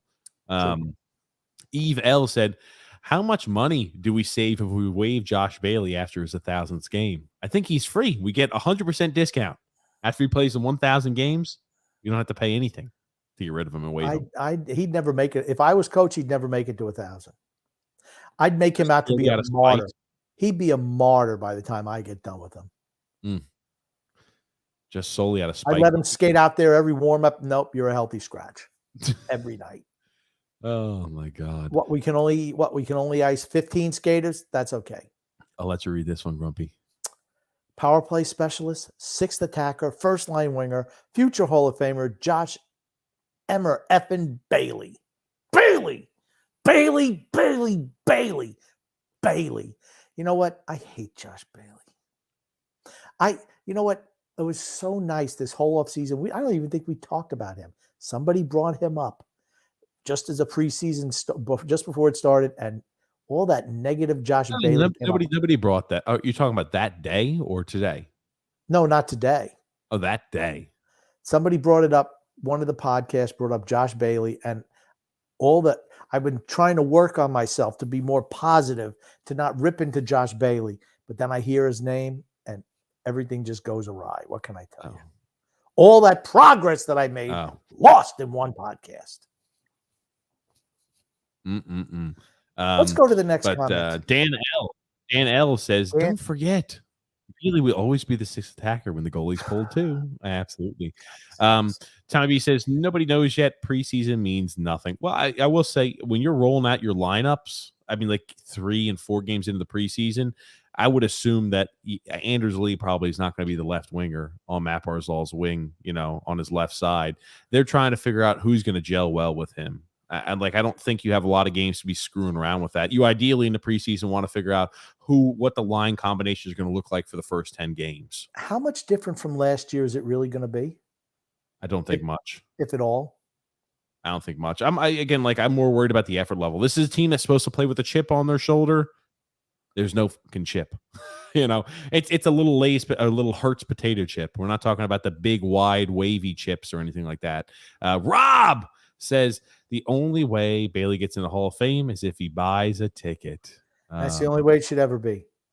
And Brian B says here, every year the same cast. Yeah, it's the important part. It's his thing. It's not like we're rolling out Braden Point, Nikita Kucherov, Stamkos, Hedman, Vasilevsky. It's not like we're rolling those guys out. And let me tell you something. Tampa Bay has turnover every single year. Their core remains the same, but they rotate other players. Why? It keeps everybody fresh and hungry. That's what it does. Guys who've never, like Nick Paul, right? He comes in, never won a cup, skates through a wall for them. Nemestikov goes, comes back. All of a sudden, he's hungry. Do we have anybody hungry on our team? And I don't mean, maybe they were hungry. Maybe they were hungry at the meet and greet. They ate so much damn food, there wasn't enough left for the fans. That's a distinct possibility. But I don't mean physically hungry. I mean hungry for the drive to win, to be a Stanley Cup champion. I don't think we have enough of those guys. Noah W says left wing should be Pavillier, Lee, Bellows, and Parise. Okay. I don't like Lee that high. Brian P says, bingo grump. It's Lou's fault. And State of Survival says, I want to trade Pavillier for Tanner Jeanette. Yeah, but would they make They're not going to do that. Yeah. Pavillier doesn't have as much value as we think he does. I think he's got some value, but not that much. John M says, TJ, I'm excited that we're going to have a top 5 draft pick. There you go. That is a reason to be excited. We just have to get through the pain first to get there. Would you? I'd be excited if we had a top 5 draft pick. I for certain would be. And if we had, I wouldn't be excited during the season, but and maybe if we had 3 first-round draft picks and another 2 in 2023 3, 4 after that season. Christ almighty. Start moving guys out. Chertaria. What the hell is it? Chertaria. I don't know who the There Chertaria used to be a guy is. TV show called Haktari. Chertaria. Josh Bailey is an abomination. The most embarrassing thing for me as an Islanders fan would be for him to be mentioned alongside this team's franchise history. He's a dog. I'm going to go one extra step. He's a damn dirty dog. Get him out of there. Josh freaking Bailey. There's no way they retire his number. It'd be a low light in the history. It'd be a low point. Okay. If we stop doing the podcast after who knows how many years and Josh Bailey gets his number retired, we have to do an emergency podcast on that. Even if we're done doing the podcast, we could be like, nobody will know what we look like because grumpy old man could be in a spot to where he looks completely different. He'll be maybe completely bald by then. Maybe I'll be the same. And like, could you imagine like 10 years from now, 12 years from now, Grumpy, I don't know what. Hopefully, mentally, you'll still be there. Hopefully, you won't be on the Lou Lamoriello path of mental regression. Seriously, I would hope to be on the same mental capacity that Lou Lamoriello has at his age. I mean, he's not demented or anything like that, regardless of what we say. No. He's just not a good GM anymore. But that doesn't mean he's got that he's lost all the cheese slipped off his cracker. Nothing like that. Grumpy, I worry when we stop doing this podcast mentally, you're going to drop off. Oh, really? Thanks. I mean, like, think about it, right? Imagine if when we stop doing this, because we're not going to do the podcast forever in the same format we always do it in. But I'm like, Grumpy, you got to get you a hobby. You got to get you something outside to get you.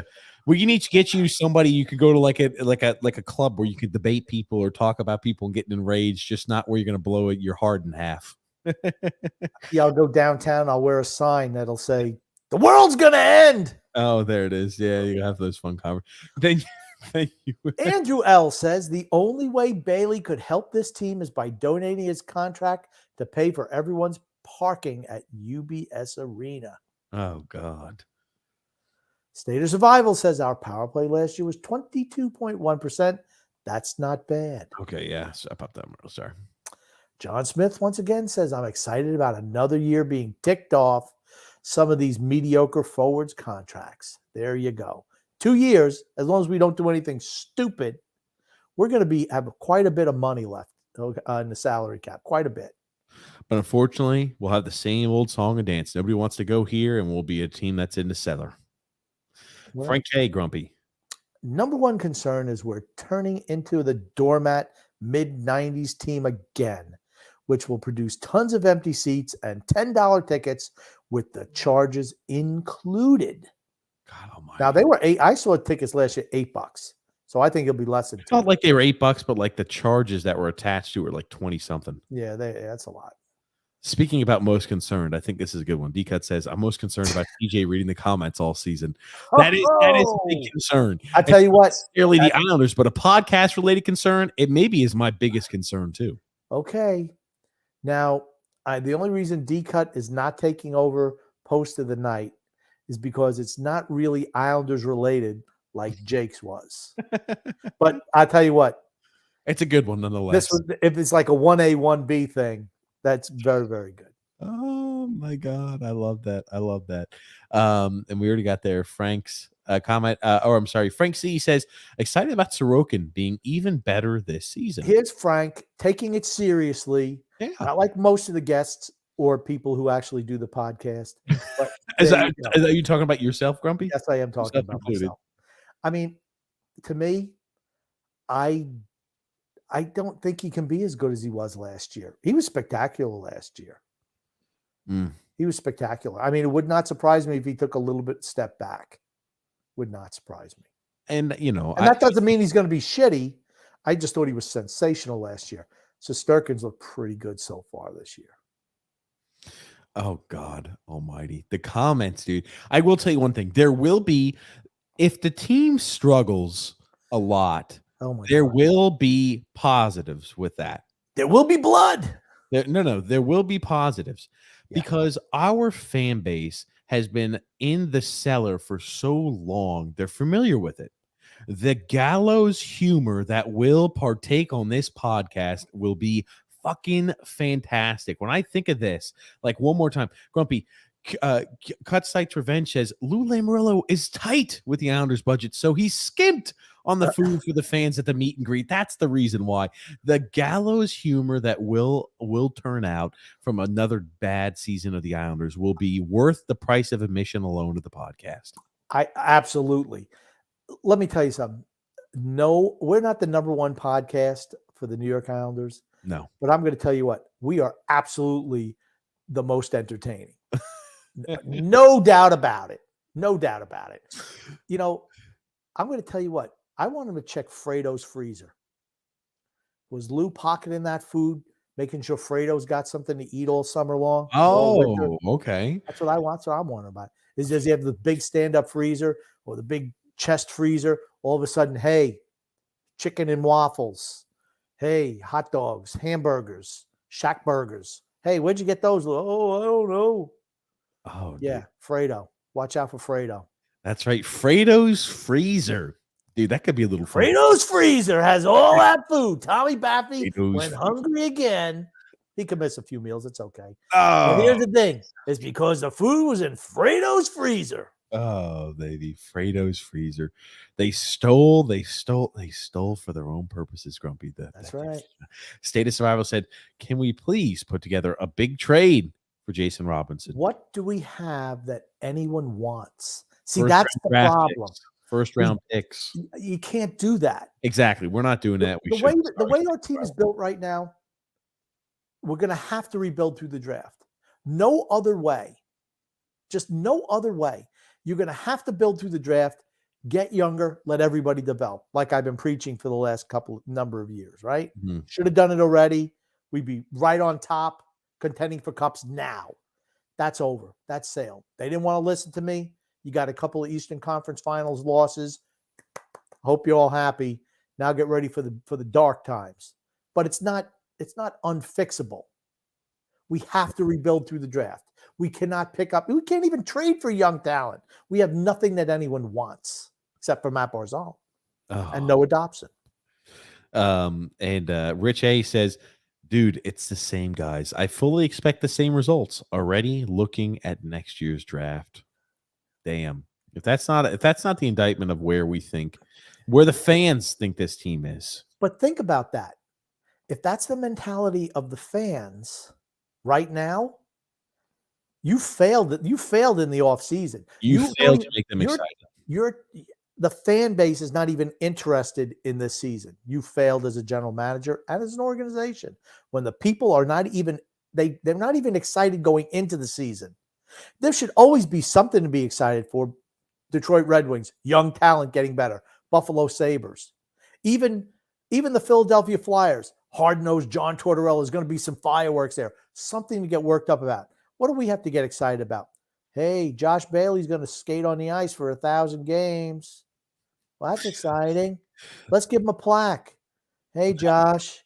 Oh, man. Here's your mommy with a little picture of a juice box. That, and we have to get excited about, hey, man, we'll get excited towards the tail end of the year as we continue to take plenty and plenty of punishment if we're in a bad spot. As long as we get through the deadline without trading, the management, the ownership should say to Lou Lamoriello, hey, we did it your way. You're not trading another first-round draft pick. You're not trading any draft picks. That's just not happening. I don't care how close you think we are. We're not. We're not trading draft picks. You're never, ever, ever allowed to trade another first-round draft pick. Don't even ask. The answer is no. No trading of first-round draft picks.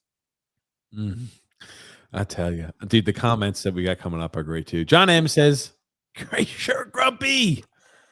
This is from John McManaman right here, this Auburn. Auburn Tigers. Grumpy. Auburn Tigers. Goon says, Grumpy, what was the best Islanders game or games you attended in person? Oh, let me think.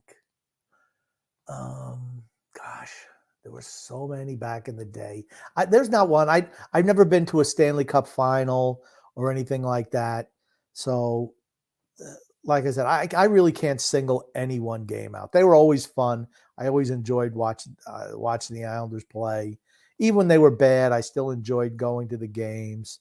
I can always make everything fun, but there was no game that I stood out as the best game I ever attended in person. Nothing in particular.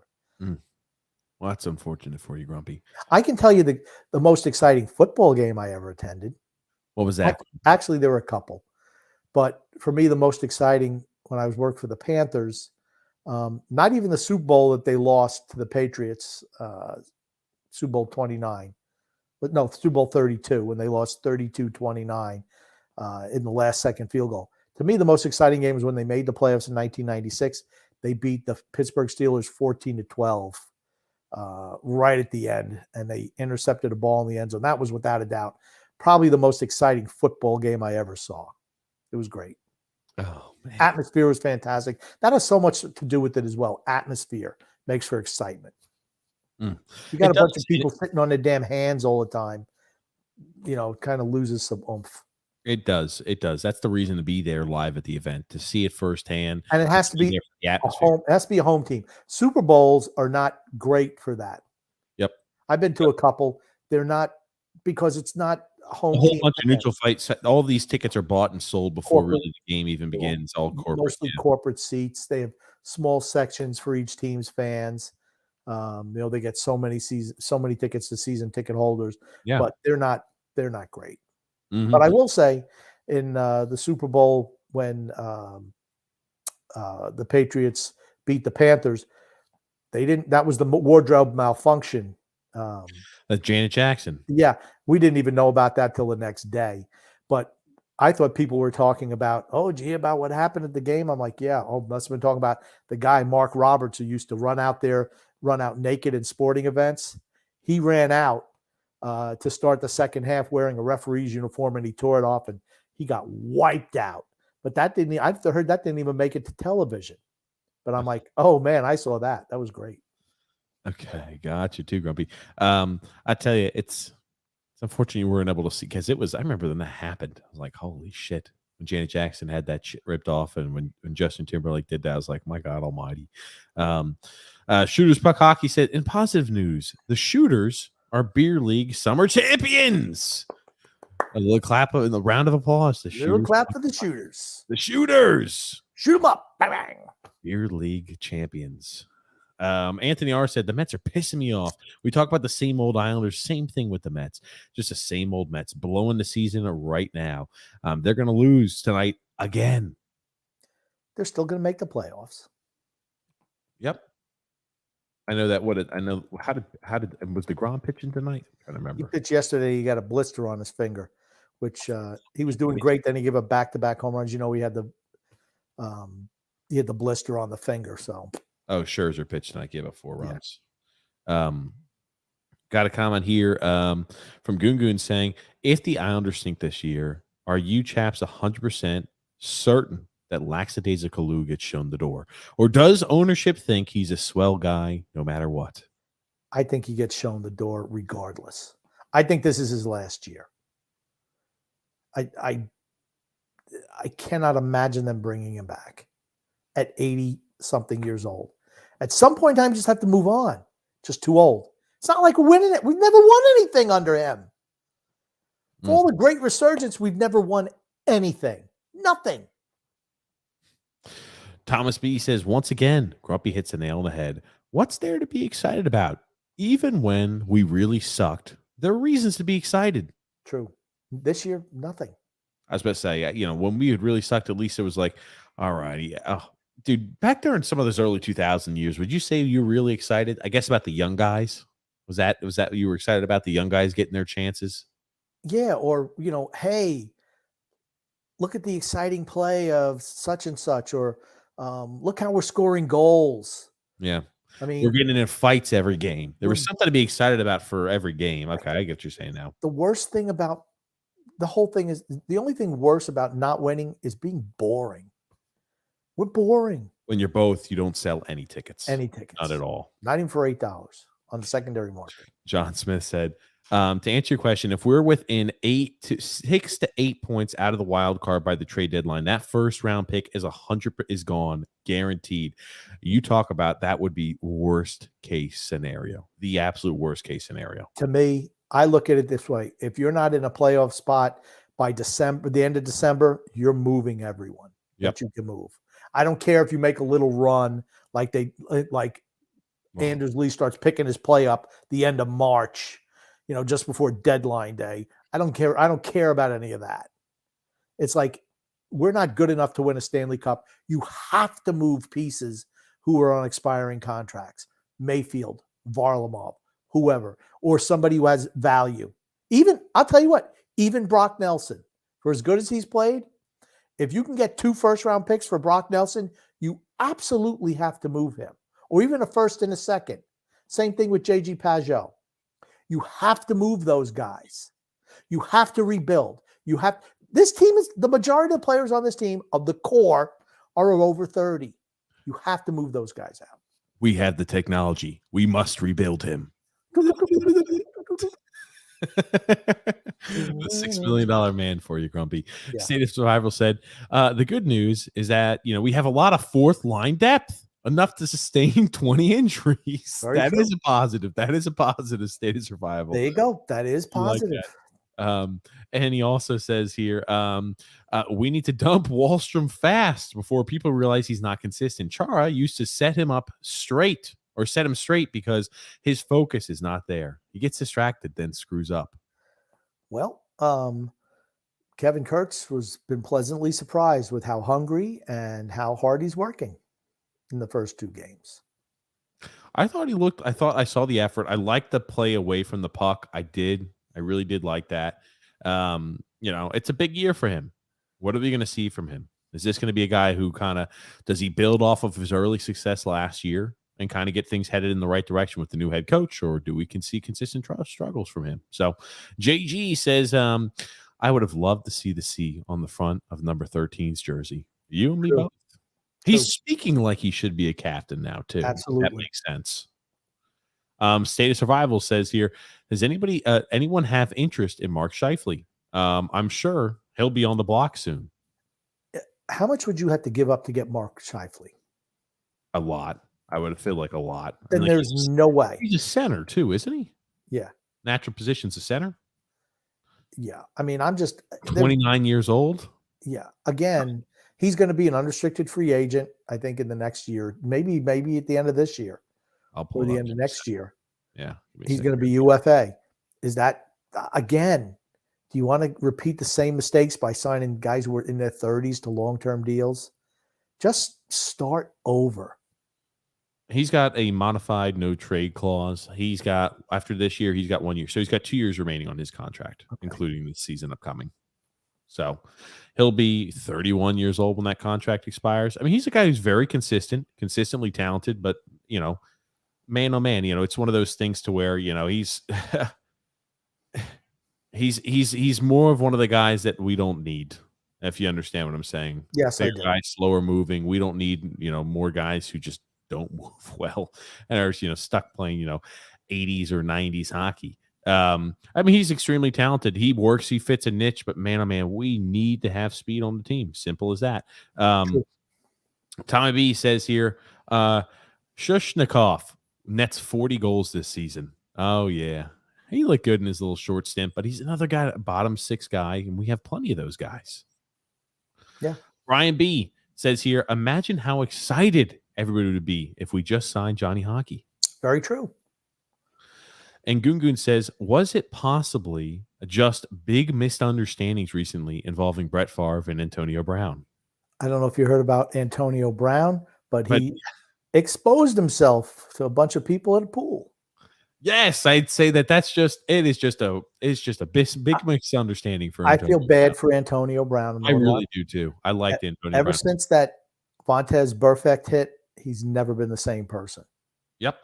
He got lit up, and I'm going to guarantee you when they cut his skull off, when he's dead, they're going to say massive CTE. Cut his skull off. That's one way to put it, or dissect his brain. I guarantee you. They don't say cut his skull off. They cut it up, and that's the only way to do it. You got to look at the brain. It depends if he donates his body to science or not.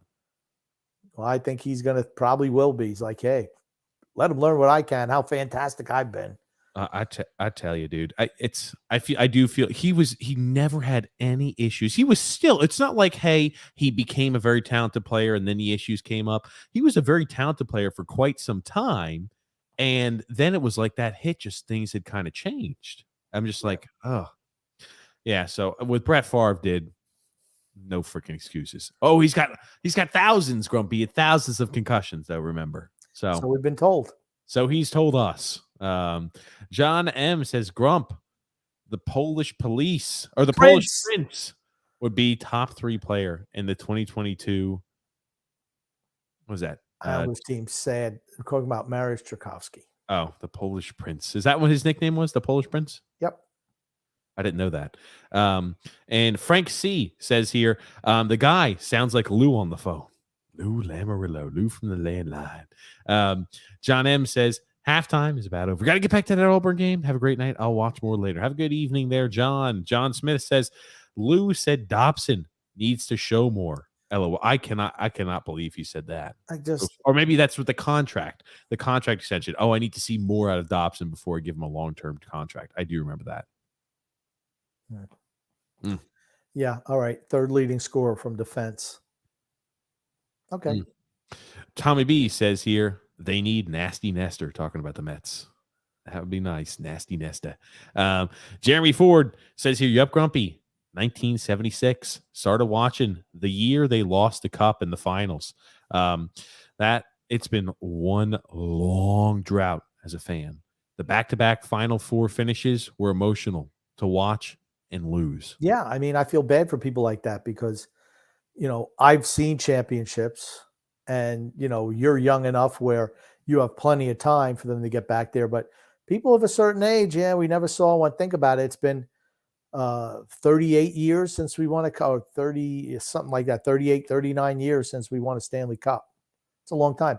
And you got to figure, but before you actually recognize, I always think that kids don't realize or don't fully appreciate sports until they're like 10 or 11. I think that's like the first year. So anything before that, it's like, okay, that's another 10. So you're talking about, 48, 49 years old. It's a long time. Grumpy, now man, a rebuild for you, Grumpy. Christ almighty. I got a lot. Yeah, that's why I want to do it now. That's why it's for selfish reasons. Purely selfish reasons. John Smith said, yep. I was 6 when they won their last cup, and I've only known Islanders pain. Yeah, I mean, that's what it is. You don't remember that stuff when you're that young. Certainly not enough to where you can, talk about it or even have recollections, really. JG says, I'm excited to watch Lou squirming up in the box as our team shits to bed. That's all I guess to be excited about. And he also says, I was 12 when they won the first cup. It was an incredible time to be an Islander fan. The team was simply fun to watch. See, you remember that at 12. You remember that stuff. Nick D said, TJ, Grumpy, how you guys doing tonight? Doing well, Nick D. Hopefully you are too. D-Cut says, Ryan Day and Greg Schiano almost come to blows today. Who wins that fight? Ryan Day. Giano's tough, but Ryan Day's he looks like a little. He looks. What is he? He looks just like a middle-aged guy, just like a middle. Ryan Day. You think you and I think of the same Ryan Day? The guy from Ohio State. They went for a fake punt. Yeah, I think they went up for a fake punt on like 4th and 20 when they were, on 4th down when they're up by like 20-something plus points. They went on for a fake punt. Well, Greg Schiano's like got to be 60 now. Is he really? He's got to be that old. I mean, I don't know, but he's got to be close to 60. That's the only reason I'm picking Ryan Day. 56. 56. And how old's Ryan Day? Like, okay. Ryan Day looks like a soft man. What's he, 38?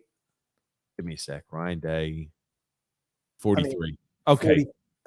43. He looks like a soft. He looks Charmin soft. Okay. Greg Schiano looks tough, but let me just tell you something. When you get to be a certain age, your fighting days are over. When I see him with no beard, Ryan Day looks like he looks like a little softy. Ryan Shiano would just he'd have his way with him, Grumpy. Let me show you this. You think? Give me a second. They're going to put Shiano on the top of the Empire State Building, and Ryan Day just going to be peppering from the outside. Yeah. That's a guy who I'm saying, oh, he screams. I don't want to go ahead and get in a tussle with him. Dude, Shiano still's built just a freaking tough looking fella, man.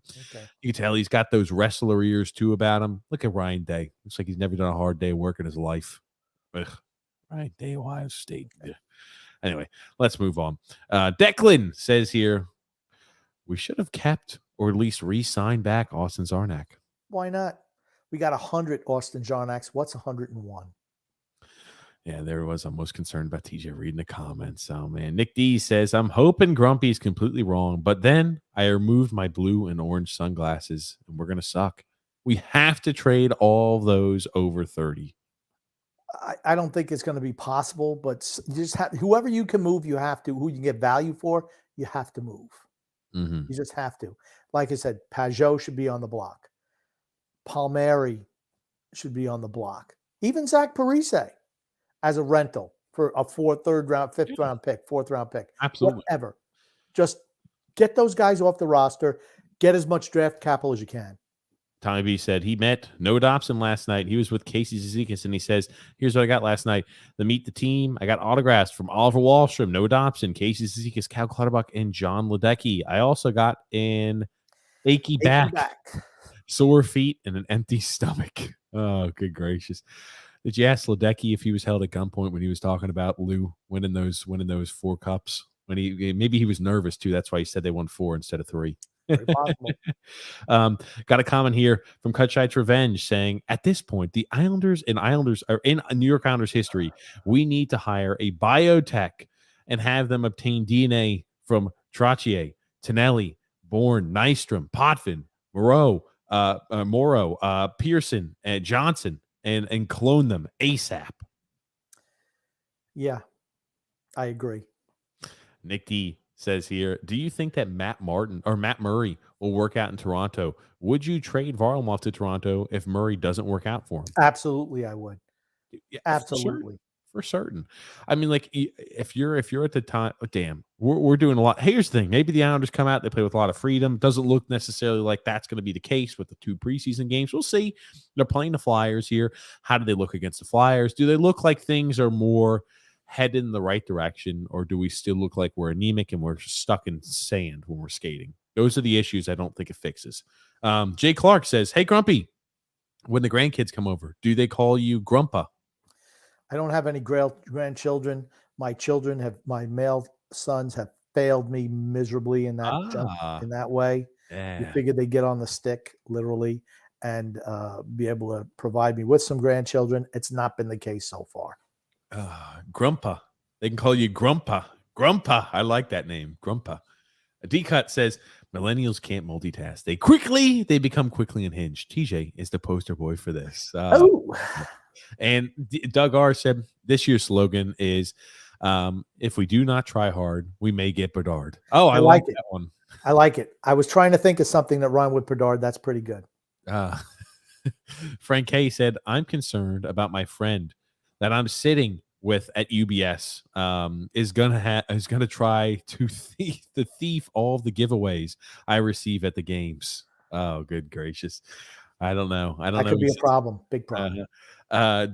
Drew L says, I think the Ducks will make the playoffs. I see a lot of their team taking a leap, including their younger players like Jacob Peralt. I don't know if they'll make the playoffs. As I was about to say, they still have a little bit of ways to go. Probably maybe a year or two still left. Even a team like the Ducks, they have a lot of young talent coming up. Yeah. That's exciting. See the players develop.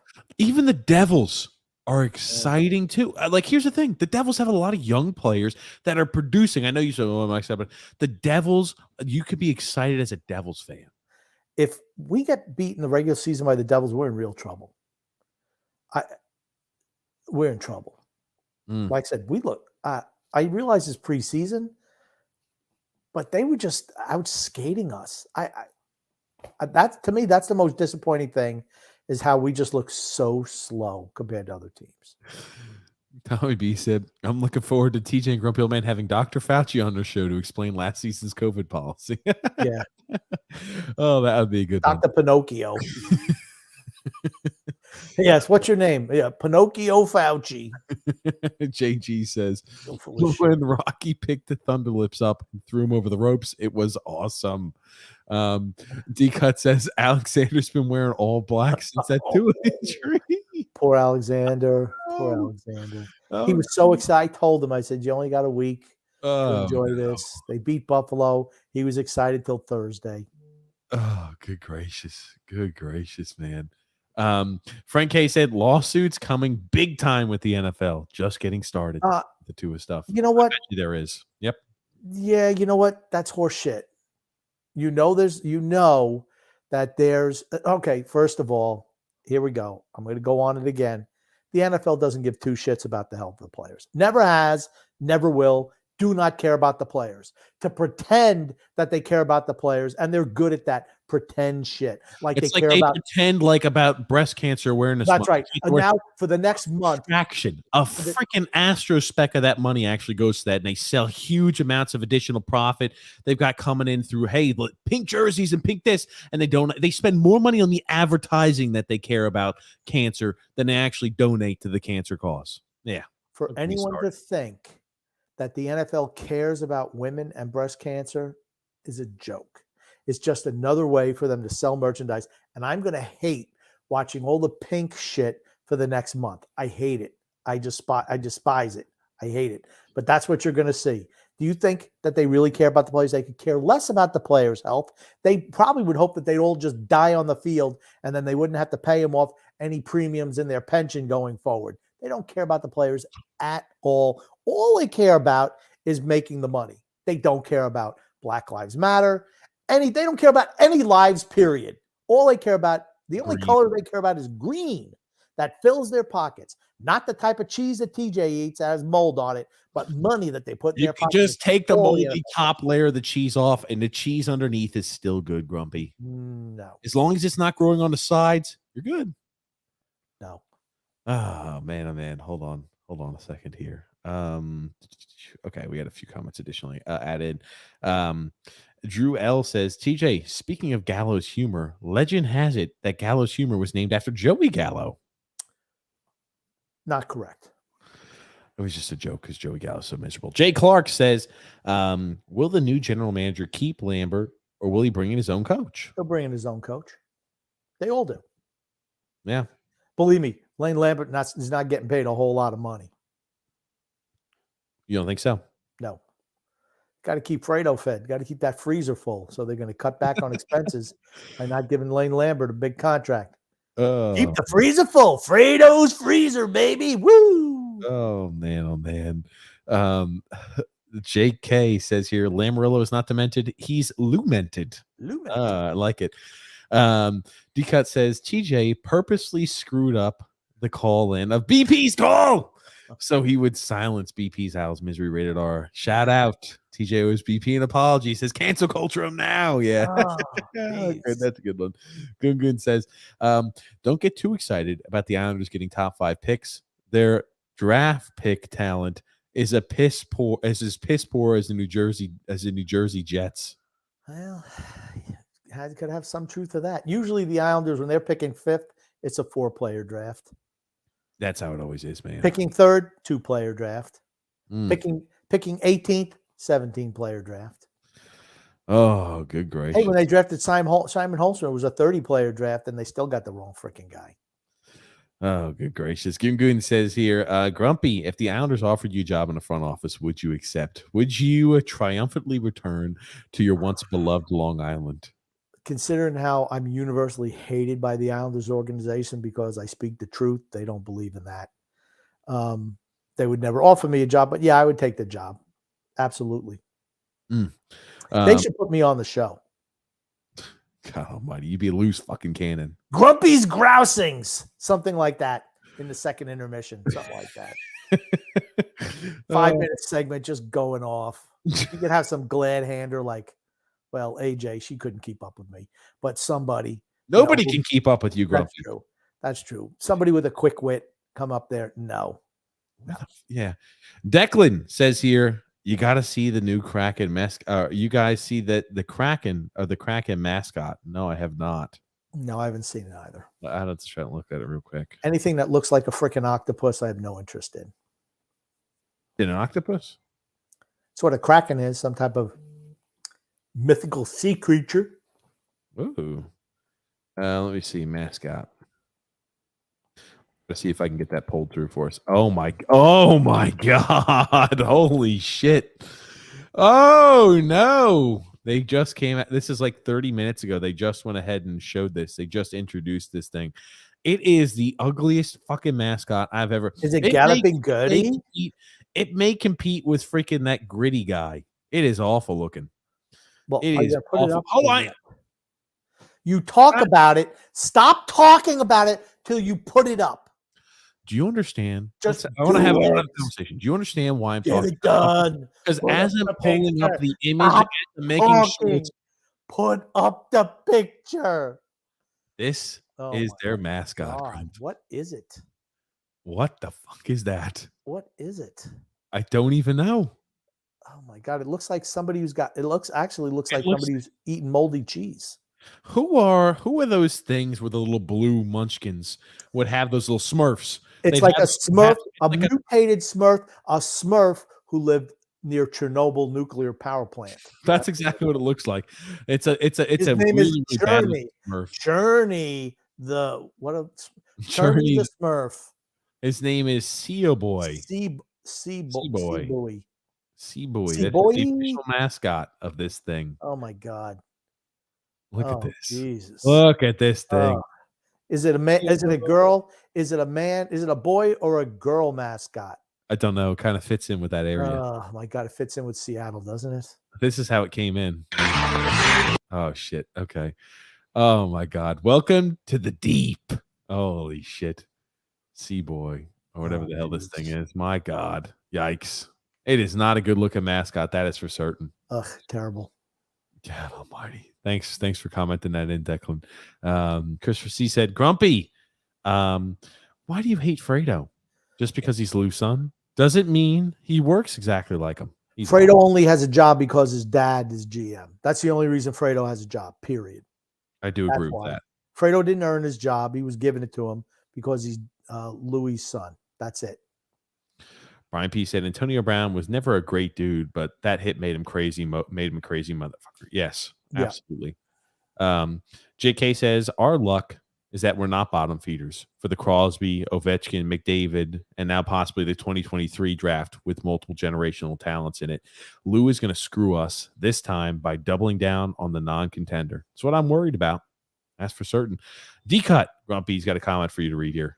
Holy shit. This may be for the TJ and Grumpy Old Man show, but we must see footage of the fan brawl following an Indonesian soccer game tonight. At least 127 people dead. That is actually something we would show on the TJ and the Grumpy Old Man show. What the Indonesian soccer fight? 127 people dead. They take their soccer seriously. Oh my God. No one's going to get sued for that either. There was a fan fight that Jake sent us, and my God, it was like at one of those frat houses fighting each other, and like up at the absolute bleeds of the Ole Miss game. And I was just like, holy shit. My God, you want to talk about the punches that are being thrown, Grumpy? They were just. So is that for tomorrow? That's for tomorrow. Yeah, I can't wait. Oh, says, here it is. CJ, Red Lupin Ranger, Grump. It's the Lupin Power Rangers. The Red Lupin Ranger. Yeah, the Red Lupin Ranger. CJ says if Barzal doesn't want to resign, or if we want to move in another director, I wonder if you could trade Barzal and whatever. To get a first-round pick in the 2023 draft for a kid that's kid who is supposed to. I'm not sure it cuts off. Like, could we trade Matt Barzal away for draft capital this year? If you expect to get the first pick in the draft for Matt Barzal, that's not going to happen because a team that's picking that high, unless they're like the last team not to make the playoffs and they win the draft lottery or whatever, however many spots you can move up. They're not going to look to bring in somebody who's 25 years old. Yep. And JK says, play like a goner to get Connor. Hey, I like that. That's Hard. pretty good. That's a good one too. And Jake says, I was 6 when they won their last cup. Again, the existential question arises: will the Islanders win another one in my lifetime? I hope so. I hope they want to win in my lifetime. CJ says, I still can't believe Lou traded away Devon Taves and still has a job. Neither can I. Neither can anyone, actually. And I really hope Lou feels the seat on fire. He does something big before the season, and he does something big before the season starts. That's what we're all hoping. It's not happening. Frank C says, you're correct, grumpy old man, about the NFL. Yeah. And Tommy B says, new slogan, it's been years since Lou got hard, so let's sink for Bedard. Let's stink for Bedard. Let's stink for Bedard. There it is. That one's probably more like a rated R one, but I think that's a pretty clever one though too. Brian J says, good evening, lads. Islanders' young legs and soft hands are looking lethal. I think that is with those lats. I think that we're saying we're old, don't skate well, and don't have soft hands. Yeah, true. absolutely. Very true. It's like a troll is right. That was the ugliest thing. Like people are saying, it looks like a zombie. God almighty. Seattle's mascot looks like Mr. Snow. Oh God. It's a troll is what it is. Yeah. I was about to say, my God, makes Gritty look good is right, dude. I tell you, that thing is just disgusting. Don't spill water on that mascot. Yeah, even like maybe a little bit. Like Gremlins. I like that one, Luar. That honestly, that is more accurate. It's not like a Smurf, like a demented Smurf from Chernobyl. It looks like maybe a gremlin from Chernobyl. Let me pop that ugly son of a bitch back up here one more time, Grump. My God, this thing is disgusting. Stop punishing the people who watch this. Hold on, one more time. Close your eyes. Look away for those of weak stomach. Look at that thing. Ugh. Jesus H. Not a good looking mascot. I mean, what? Not a good one. Looks like a troll doll, perhaps. It does. It's going to give kids nightmares. I remember the same thing when I saw Gritty. I thought that same thing. I'm like, this is like nightmare fuel over here. And Mario says here, tell you what, TJ and Grumpy Old Man, at least it shows more imagination than the Islanders' 50th year anniversary logo. Their marketing people are disastrous. They are bad. My God. CJ says it's a climate pledge arena, so probably non-binary. Oh God. Yeah.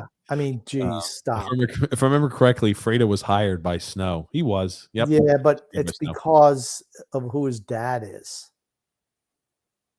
And Gungun says Kraken's mascot. What has Bridgeport ever done under Fredo?